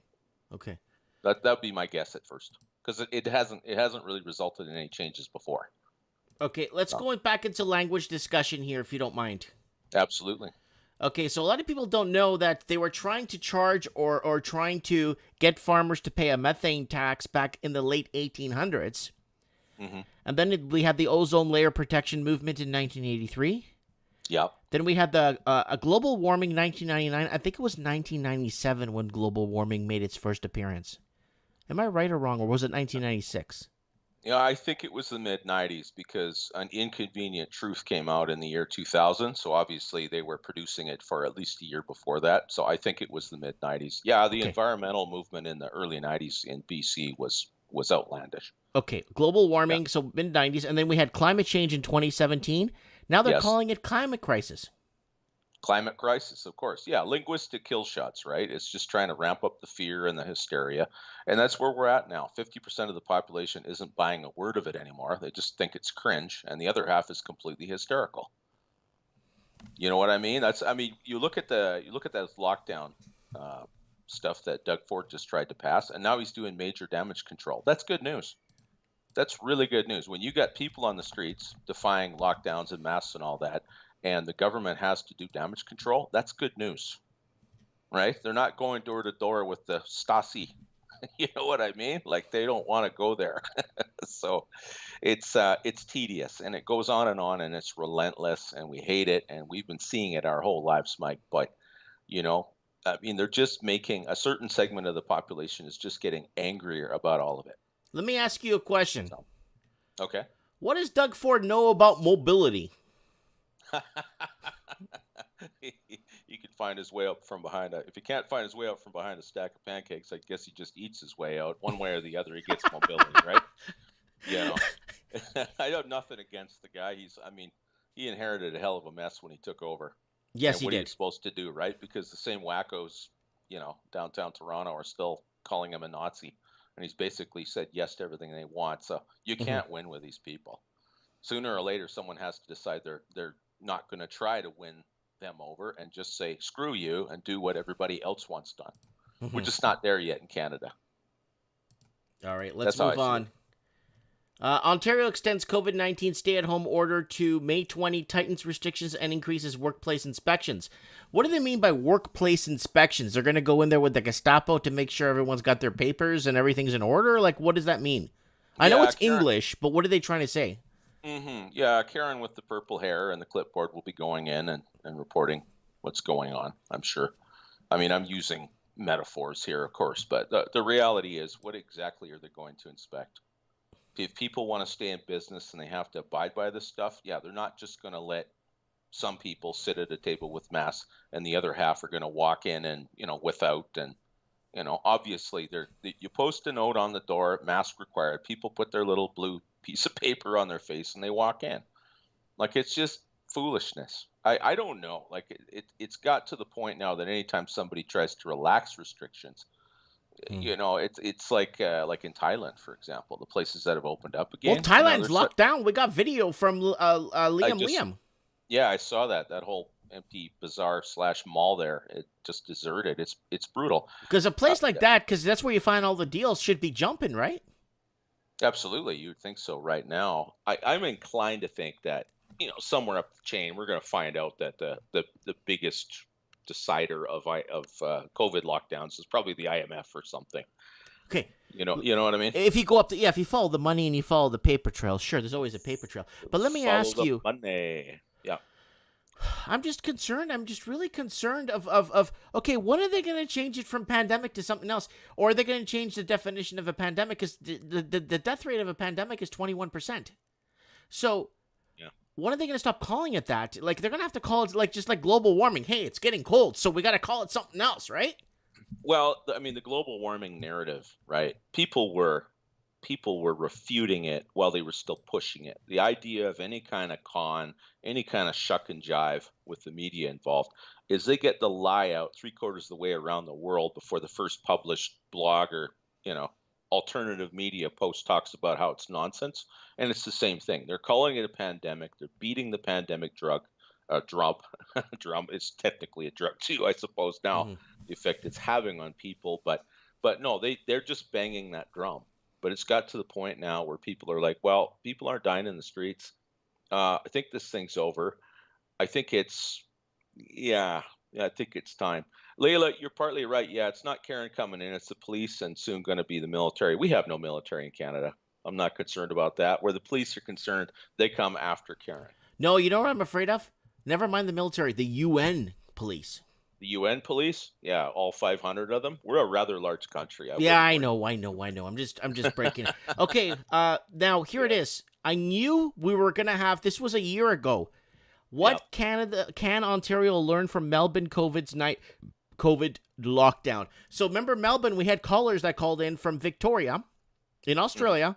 Yes. They were massively locked down. They were massively the people couldn't go out to get food. They had to print off permission forms online and print them off to let them go see a family member. Sure. It's crazy. So I think they're going to try to Australianize or Melbourneize Canada.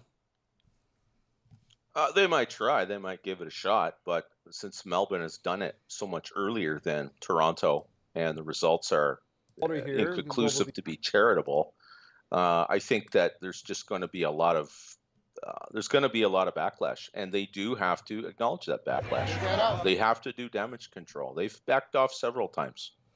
I don't know.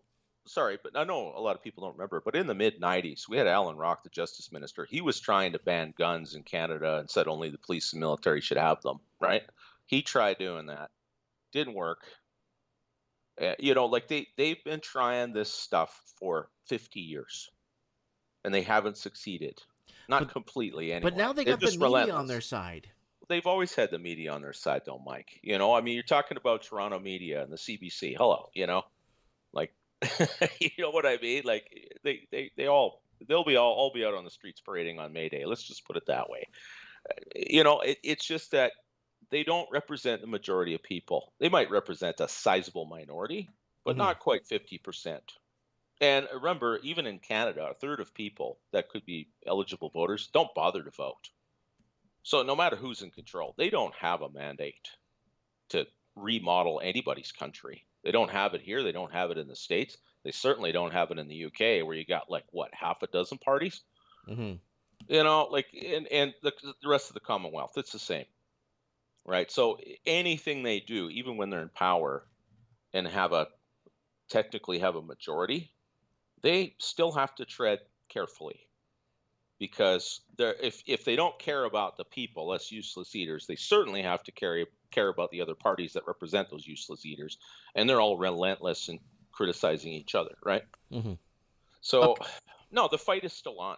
the battle is still on. I mean, they're trying to suppress it with these lockdowns, but now you've created this massive economic devastation, and they're suggesting UBI as a backstop, but we're broke.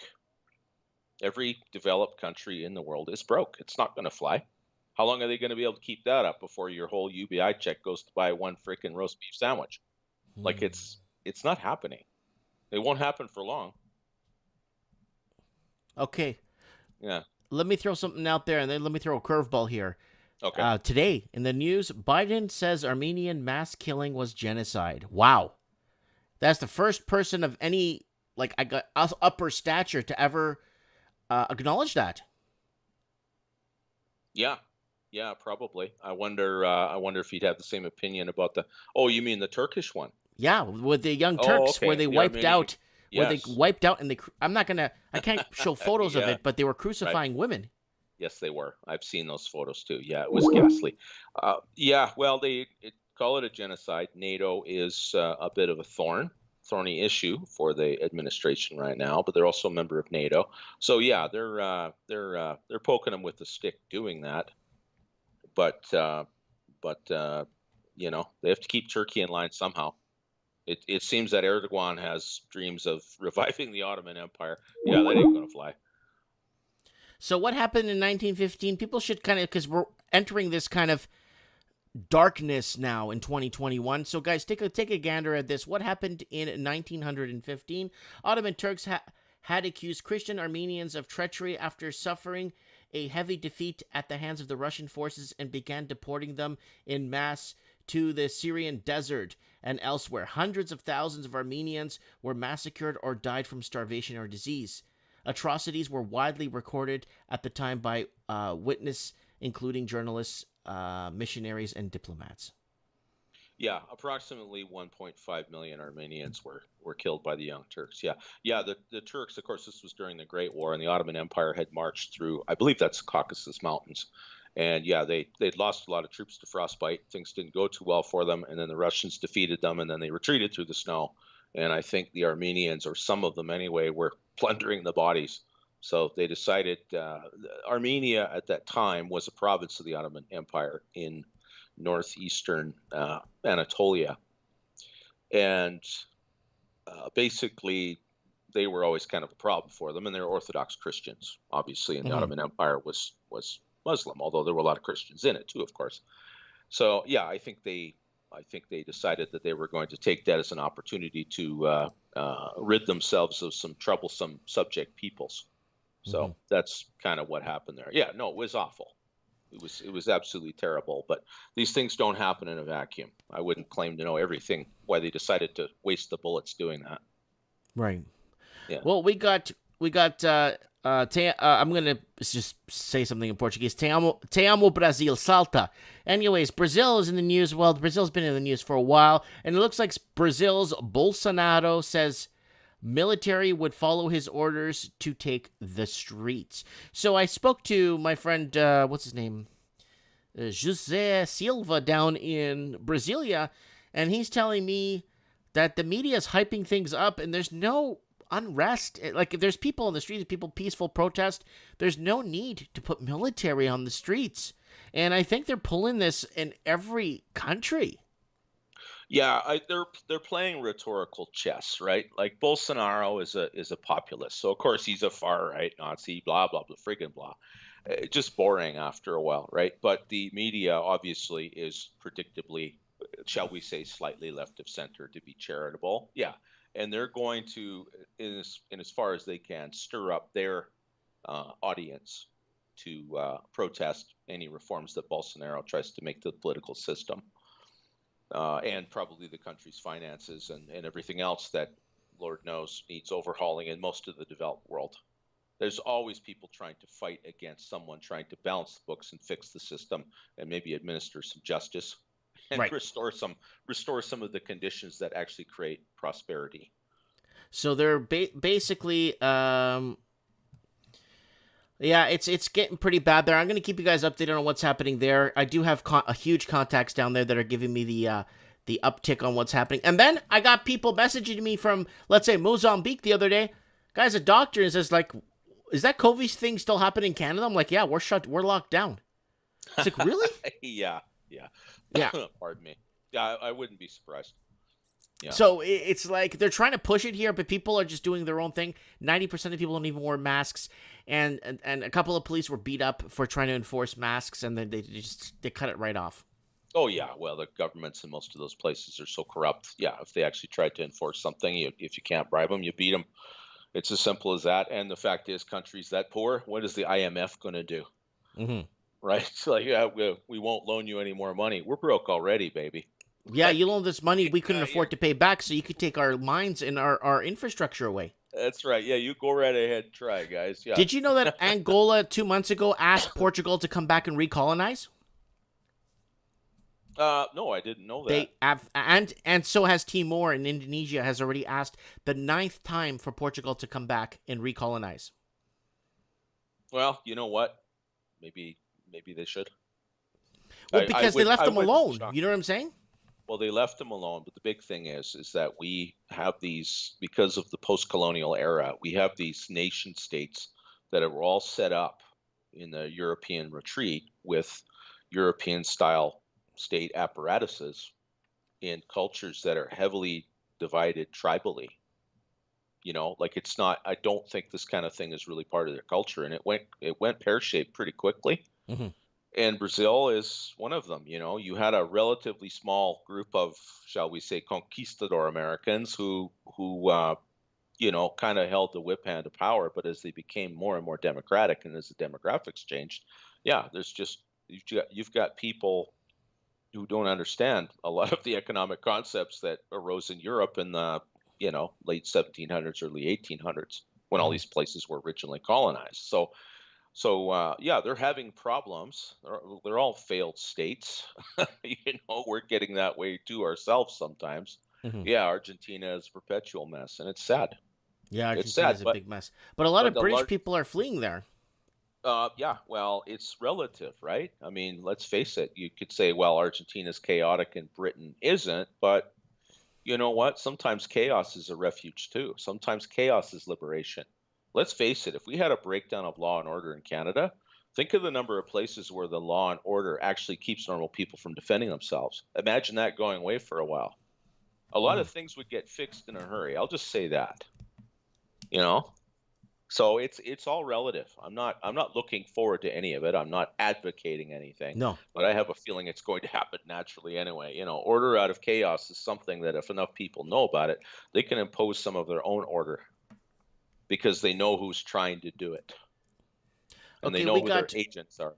Biden to pressure the G7 allies to join U.S. pressure against China. Well, I think that wouldn't be a tough sell. You know, I mean, they do obviously in terms of manufacturing, yeah, and selling raw materials to China and probably giving them loans and financing certain things, plus all the assets that large corporations have over there. There might be some resistance to it, but China is turning itself into kind of an international pariah since this COVID thing. Mm-hmm. You know, because they're sanctioning Australia for trying to investigate the wet markets, and they're sanctioning Australia. Luckily, Australia found a buyer for its coal. Mexico bought its coal, and we have countries like parts of the United States bought its Australia's wheat that China is no longer buying. And I hope Australia stands up to China when China wants to come back, when they have no friends to play with in the playground, and tell them, no, you sanction us, get lost. But the problem is those politicians there will bend over backwards for 25 cents or do a sideshow hustle on the street for 50 cents. Absolutely. You know, something similar happened in British Columbia in the 90s, right? Because when in the early 90s with the Japanese meltdown, the huge recession there, well, they were a huge market for clear fir timbers and lumber. It was called genban.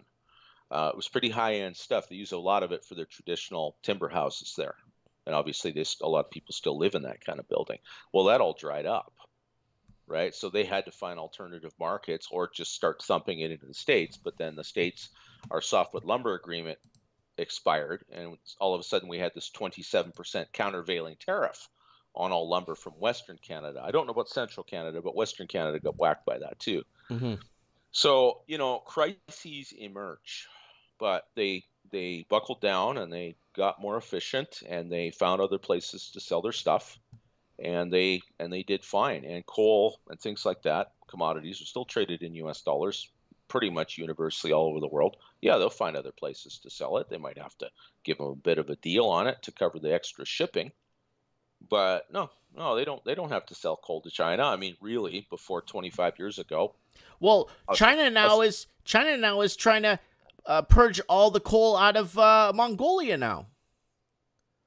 Why would they do that? Well, because China is having a tough time feeding that dragon, and they're trying to get more and more coal out of Mongolia because Australia, they sanctioned Australia for coal. Oh, I see. Yeah. Well, it would make sense for China in its current situation to try to internalize its supply lines as much as possible. It seems that they're getting some pushback against this whole Belt and Road thing. Mm-hmm. Like, this idea of them spreading their tentacles over the earth is not quite happening the way they planned it. They've got some major financial issues too. And as you say, I mean, they use so much coal to keep the lights on there, and they're still a major manufacturing hub, obviously. So they need that power. And yeah, they're going to try to internalize. They're going to buy oil and coal and probably uranium from Russia, which has got every element in the periodic table. It makes no sense for them to, not trade with them.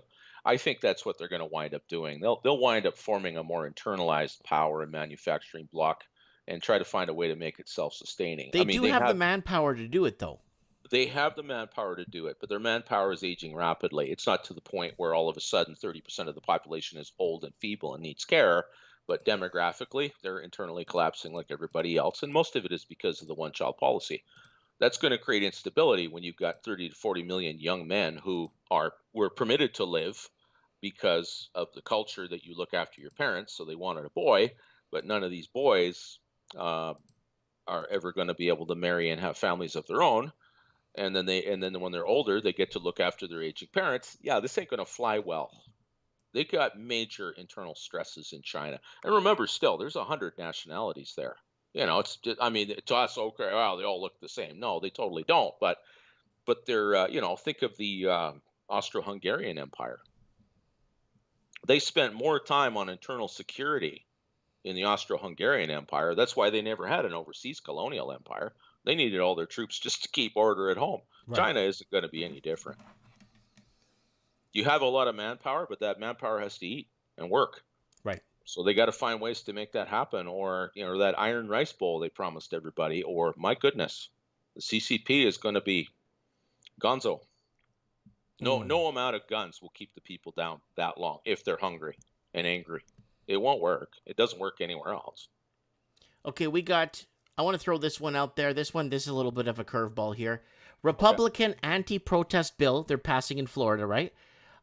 Bills are about to preventing the next BLM.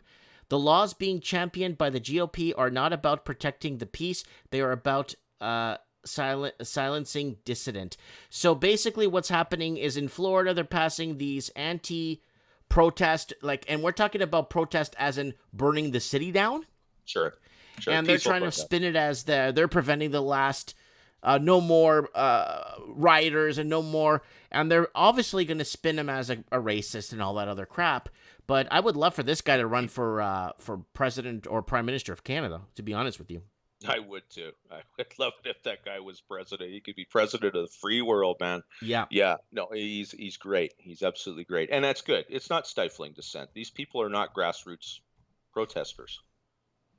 So basically what he's doing is he's in a way, and there's certain county, I think it's called Polk County, where the sheriff's made it plain. If there's rioters endangering property, people can defend their property. And you know what that means? That means a couple 100 Kyle Rittenhouses out on the street. Right. And you need law and order, and sometimes that's how you need it. Because you got busloads of these people coming in to stage, quote unquote, grassroots dissent. And yeah, that's what they do. They burn stuff. Right. Yeah. And then if you defend yourself, well, then they throw the book at you. Right. Yeah. Not cool. So it's kind of like the law in Canada. Someone breaks into my house. Yeah. Never mind me defending myself. He slips and hurts himself. He'll sue me and win in court. Yeah, that's right. That kind of thing. It's nonsense. It's just why I said about a breakdown of law and order. If this is law and order that we have right now, when that kind of thing happens on a regular basis, I'm all for a breakdown on law and order so we can restore law and order.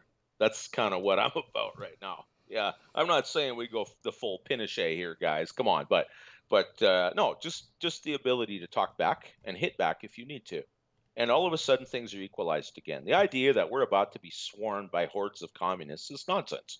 Mhm. We outnumber them. We're just not allowed to do much about it.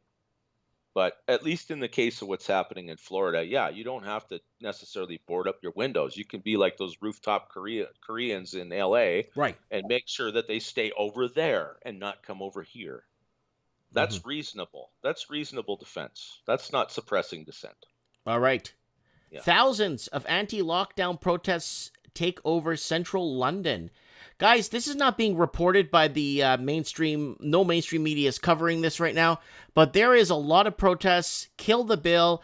We talked about that earlier, but it is big. And we're talking about all the major cities in England everybody are taking down. So now here it is. I'm going to say this again, and I've said this before, Supreme. Mm-hmm. Do you know what some medias that have to report, like they have to kind of report on this because this is kind of big? So, like the Canadian media and I think the Australian media, and I think somebody weighed in on New Zealand and told me New Zealand media, you know what they're spinning this as again? What? Come on, you know what they're spinning this as.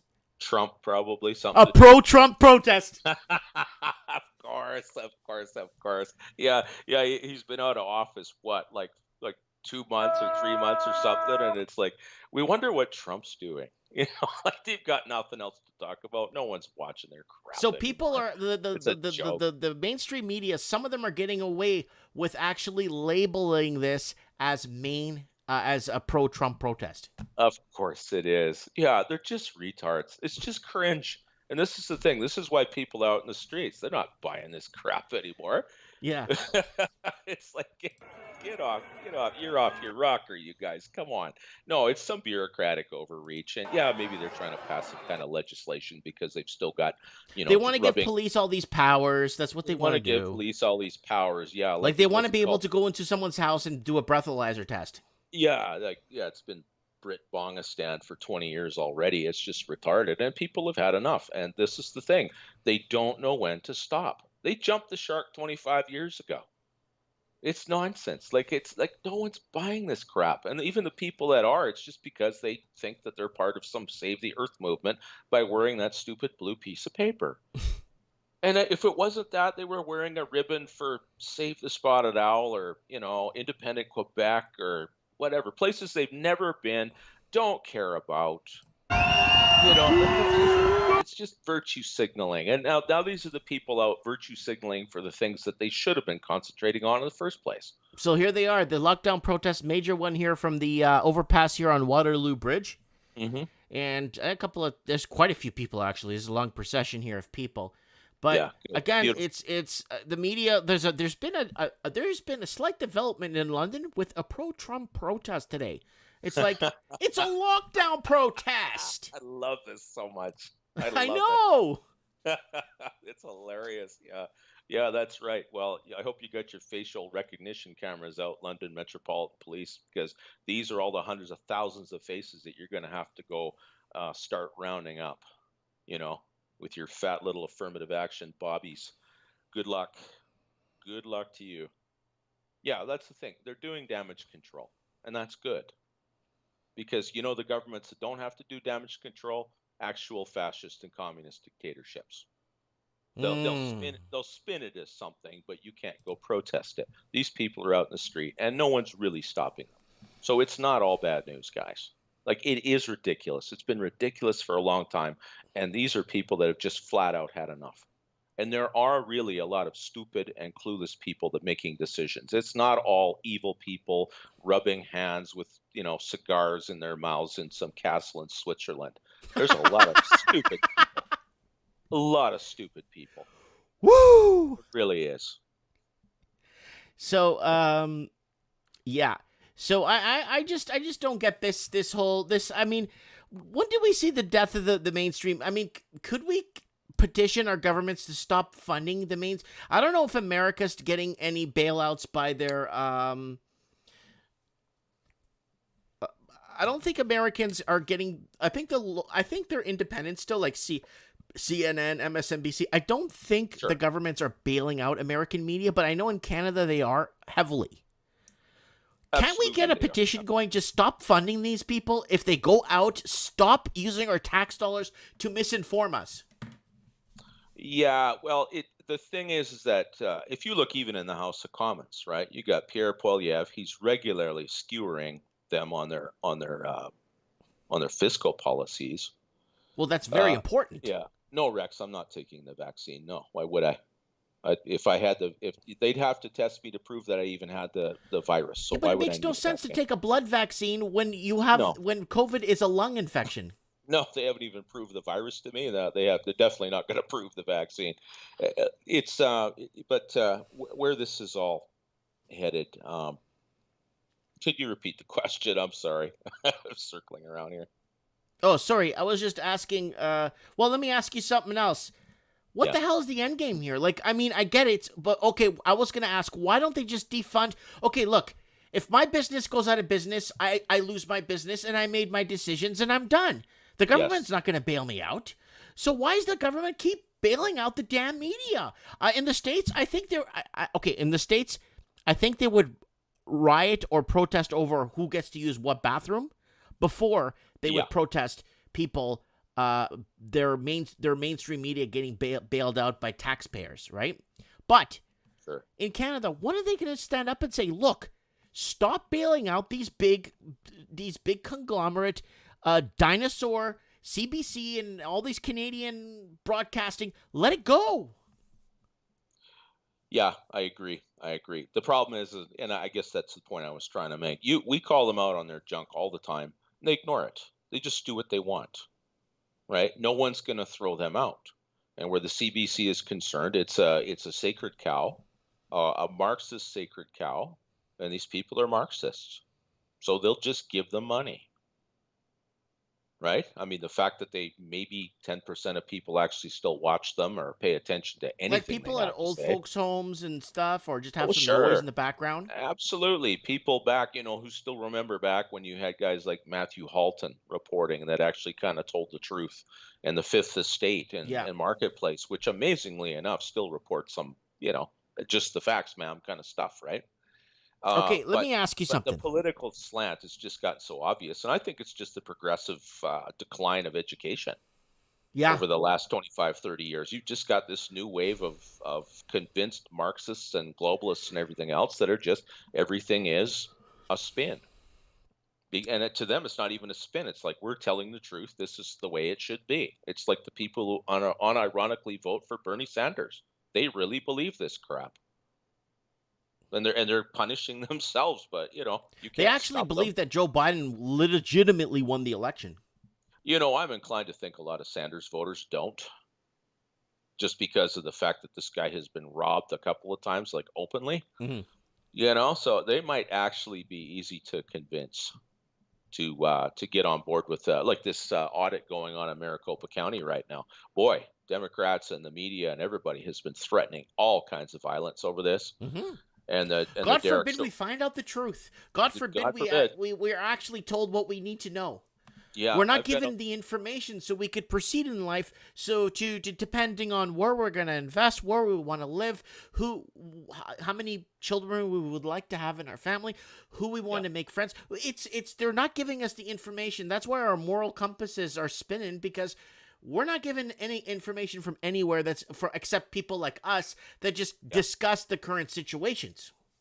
It seems like in a lot of ways, the thing to do individually is you need to retreat back to and decide for yourself, what is the truth as far as you're concerned. Negotiate for yourself. Negotiate for yourself. Exactly. It's going to start. It needs to be collective in a sense, but it needs to start individually, because you are supposed to be a free person. To me, it's a matter of, okay, if you live in an area of moral chaos and complete moral collapse and the septic tank of a society we're descending into, well, to me, it's just real simple. Live by code.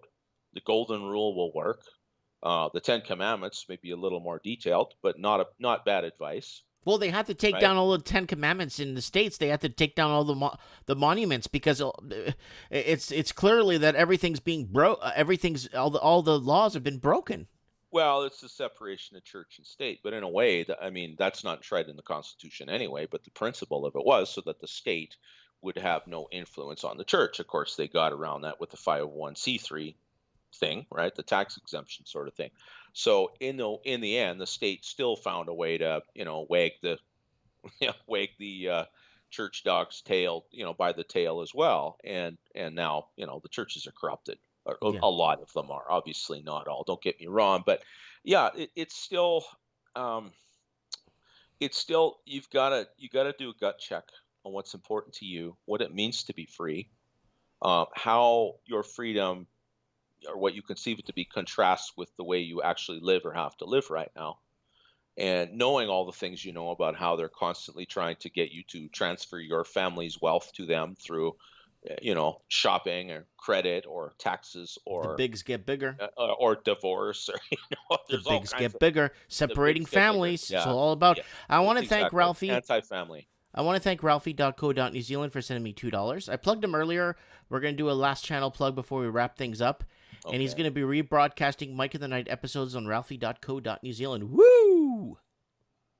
Woo! Our man Ralphie. Yeah. I wonder if Sean Lieberman and Blunt News are doing their podcast still on what was it they were on? They had a podcast going for a while. I'm wondering if they're still doing that podcast so I could promote that. Yeah, Sean or Blunt. I think you're both on here, eh? Yeah, I think they are. I want to know if they're still doing that so I could promote them because they do it every Sunday. Yeah. Yeah, that's a good point, Sean. Yeah, the power brokers take all of this numerology, gematria, and stuff very seriously. It doesn't matter if you think religion is a crock. The people who make the decisions behind the scenes concerning your life directly very definitely are very religious, and they're not nice people. You just need to understand that and accept it, okay? And think and keep that in mind. And then you're not a nice person. What you're going to do with that information. It's going to start individually. It's always a heart thing and a soul thing and a mind thing. It's a maelstrom of chaos out there. It's absolute a moral septic tank. It's horrible. And it's being done on purpose, which means that most people never ask for it and they don't want it. And that's good news. I want to get a hold of Stell in Toronto too. I also want to get a hold of him because I've called him during the week like 3 times. Uh-huh. His Skype is off. He's supposed to be going to Cyprus, and he's supposed to be fleeing Canada. So he went to Crete or Cyprus? Crete. Okay, Crete. Yeah, that's right. Cyprus at first. Yeah, wasn't Napoleon outcasted there, or? No, he went to Elba. Elba. Okay, the prison there, Chateau d'If. Yeah, and then after the Waterloo campaign, they got a hold of him, and then they took him to St. Helena in the South Atlantic. Okay, and that's where he died. Yeah. August Jones in the comments saying, live free, brothers and sisters. Crazy Shredder says, teams everywhere. Leal saying, no, Lord, in fact, they converted many Christians to usury. That's how you got evangelism. Yeah, I don't disagree with that. I was an evangelical for quite a while and all of that stuff. And I still consider myself a Christian, don't get me wrong. But yes, I very definitely do not subscribe to that. Mm-hmm. I think there's more not there than there is there, and I love them all. I have nothing against them at all. No, nothing against anything, but I just don't want people trumping on my beliefs. I had somebody message me. He's like, I would subscribe to your channel, Mike. You have interesting points of views, but you believe in you believe in Catholicism. Yeah, I get that. I see that. So what? Yeah, so what? I believe in God the Father, Almighty, Creator of heaven and earth. Yeah. So what? Yeah, it's like saying people, but it's always a contrast. I'll just 30 seconds on this. It's always a contrast between religion and science. Like the people who built the pyramids and those temples in Rome and Egypt and Babylon and all that precisely aligned geometry weren't religious. And into astrology and the Greek temples and all the rest of it. All of these wonders of the ancient world were built by heavily religious people. You get a lot of bad things with religion, but the one good thing you definitely get is civilization. Every temple every civilization dug out of the Earth's crust has a temple in the middle of it. You need a central organizing principle, and science doesn't cut it.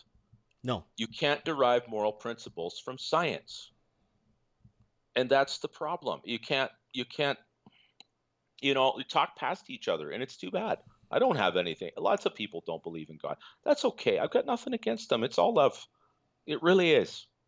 But, you know, you got to work with the 90% of us that have that module. You know, like, I mean, from a Darwinian perspective, the fact that most people have some kind of spiritual inclination would indicate that it's kind of a selective advantage. You know, and they're the genetic freaks. You know, which is probably an awful thing for them to consider. But the fact is, not we're here. We're not going away. Sorry. Don't hate you. You know, it's all love. It's okay. I'm not mad at you. Don't be mad at me. VMan293 is saying, surprised many Christians not connecting the book of Revelations with current trends. I have been very closely watching the signs, watching what's going on, because if they're going to usher in this totalitarian BS, we know how you should live. I don't want no one telling me how to live. I don't tell nobody how to live, and I'm not... No. The thing is, Mike, you know, we live by a code called the Ten Commandments, as I do. Call it what you want. But the fact is, the proof is in the pudding. You know, it's not just a matter of preaching with your words. It's a matter of how do you live. The whole point of like the Torah and the Mosaic Law, and it said right in it, is if you follow these commandments, you will be a peculiar people to the world. It'll be your wisdom to the world. And they will see you and go, what a wise and understanding people this is. Of course, the biggest problem they had is they never kept it. So, okay. Hey, yeah. It's been 42 minutes, Supreme. Woo! Yeah. We set a new record here, I think, buddy. No. We've done longer. We've done longer. People are asking if I'm going to do the 6-hour Mike in the Night marathon thingy again. I said maybe in the summertime on a cool night. I might pull it off again. Maybe you could help me co-host it. Absolutely. Not the whole 6 hours, but you could come on and then take off for like 3 hours and come back. Oh, sure. Yeah, I've been meaning to get out to you. I've had some issues at my work or former work. I've been out there kind of midweek, and I've been trying to get out there midweek. So it seems like there's always something sitting squarely astride. You know where to find me. The weather's going to be nice next week. Come down if you can. If not, the week after. And come down and check it. Spend a good portion of the day, and we'll talk over a few things and discuss, stuff. Totally, absolutely. Right. It's time. It's long past time we got caught up, my friend. But yeah. If you wind up having a marathon, I would love to participate. Totally. All right, Supreme. God bless you. God bless you. Great to interact, everyone. Have a great week. Stay safe, and we'll talk soon. Okay. Bye. So we have Kevin. We were supposed to get Kevin. He was going to go live with his camera and some lights over at... I was going to have a surprise for you guys tonight. He was supposed to go over to the Georgia Guidestones tonight. I was going to get him on for 10 minutes. And he said he messaged me earlier on Skype saying that the police... He went there with some cameras and the police directed him away from the Georgia Guidestones. I'm not sure why. So we were supposed to have a live viewing of the Georgia Guidestones tonight on the show, but unfortunately our cameraman or a friend there on the ground in Georgia had a tough time with police patrol or something. So he's going to fill me in later on what's going on there. So anyways, guys, I want to thank everybody. I'm going to give a last channel plug to everybody out there, and new channel, guys, on the roster here. Guys, don't forget to subscribe to the channel if you want. Guys, don't forget to pay more, get less. Don't forget to set your reminders for next Wednesday's Commonwealth for Common People. And Mike in the Night next week, I'm going to leave a link here. Please go ahead and set your reminders for next week. Mike in the Night, happily ever after, please. Also, guys, if you got to message me on Instagram, do not message me on Facebook. It blocks messages saying that they're not approved by Facebook, whatever it is. They think they rule speech. Don't forget to pick up some Mike in the Night swag. Lots of cool stuff. Also, guys, artbydano.com. Dano, put your new releases right here. Move this over a bit. Put your newest releases there. I always look for new stuff. So throw your new releases there, buddy, if you don't mind. Artbydano.com, not your typical art. Orders from $19. Check it out. Ralphie.co.New Zealand. Let's get more subscriptions out there. He's got a great channel. Craig Cook's been on there a few times. And don't forget, I'm going to give you guys the website where you could listen while you're driving to replays of Mike in the Night right there.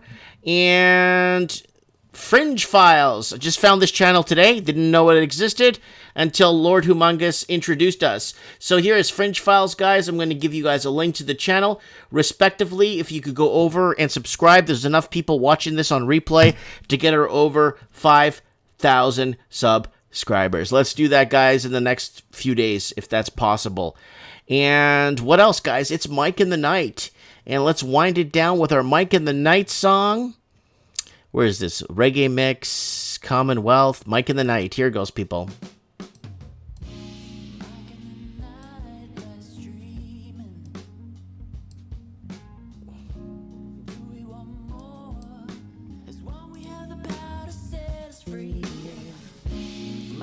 All right, I want to thank Inder in the house, Scott Horeka in the house, Matthew Elu in the house from Melbourne.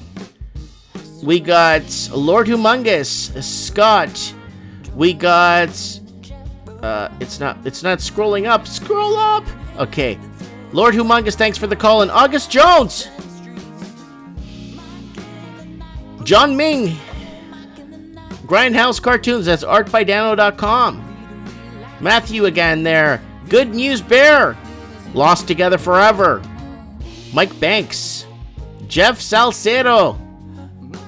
Who else we got? Sean Lieberman, CITW Support. Who else we got in here? Of course, Lord Humongous. Kalen Killen's in the house. Thanks for the call, buddy. Who else? Layla.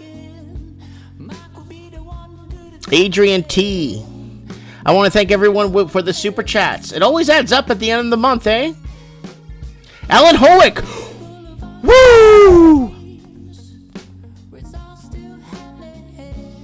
You're not a nice person. Oh, yeah.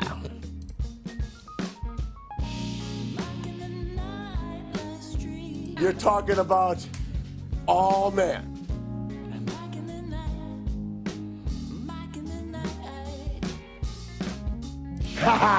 Woo! Woo! Woo! Woo! You're talking about all men.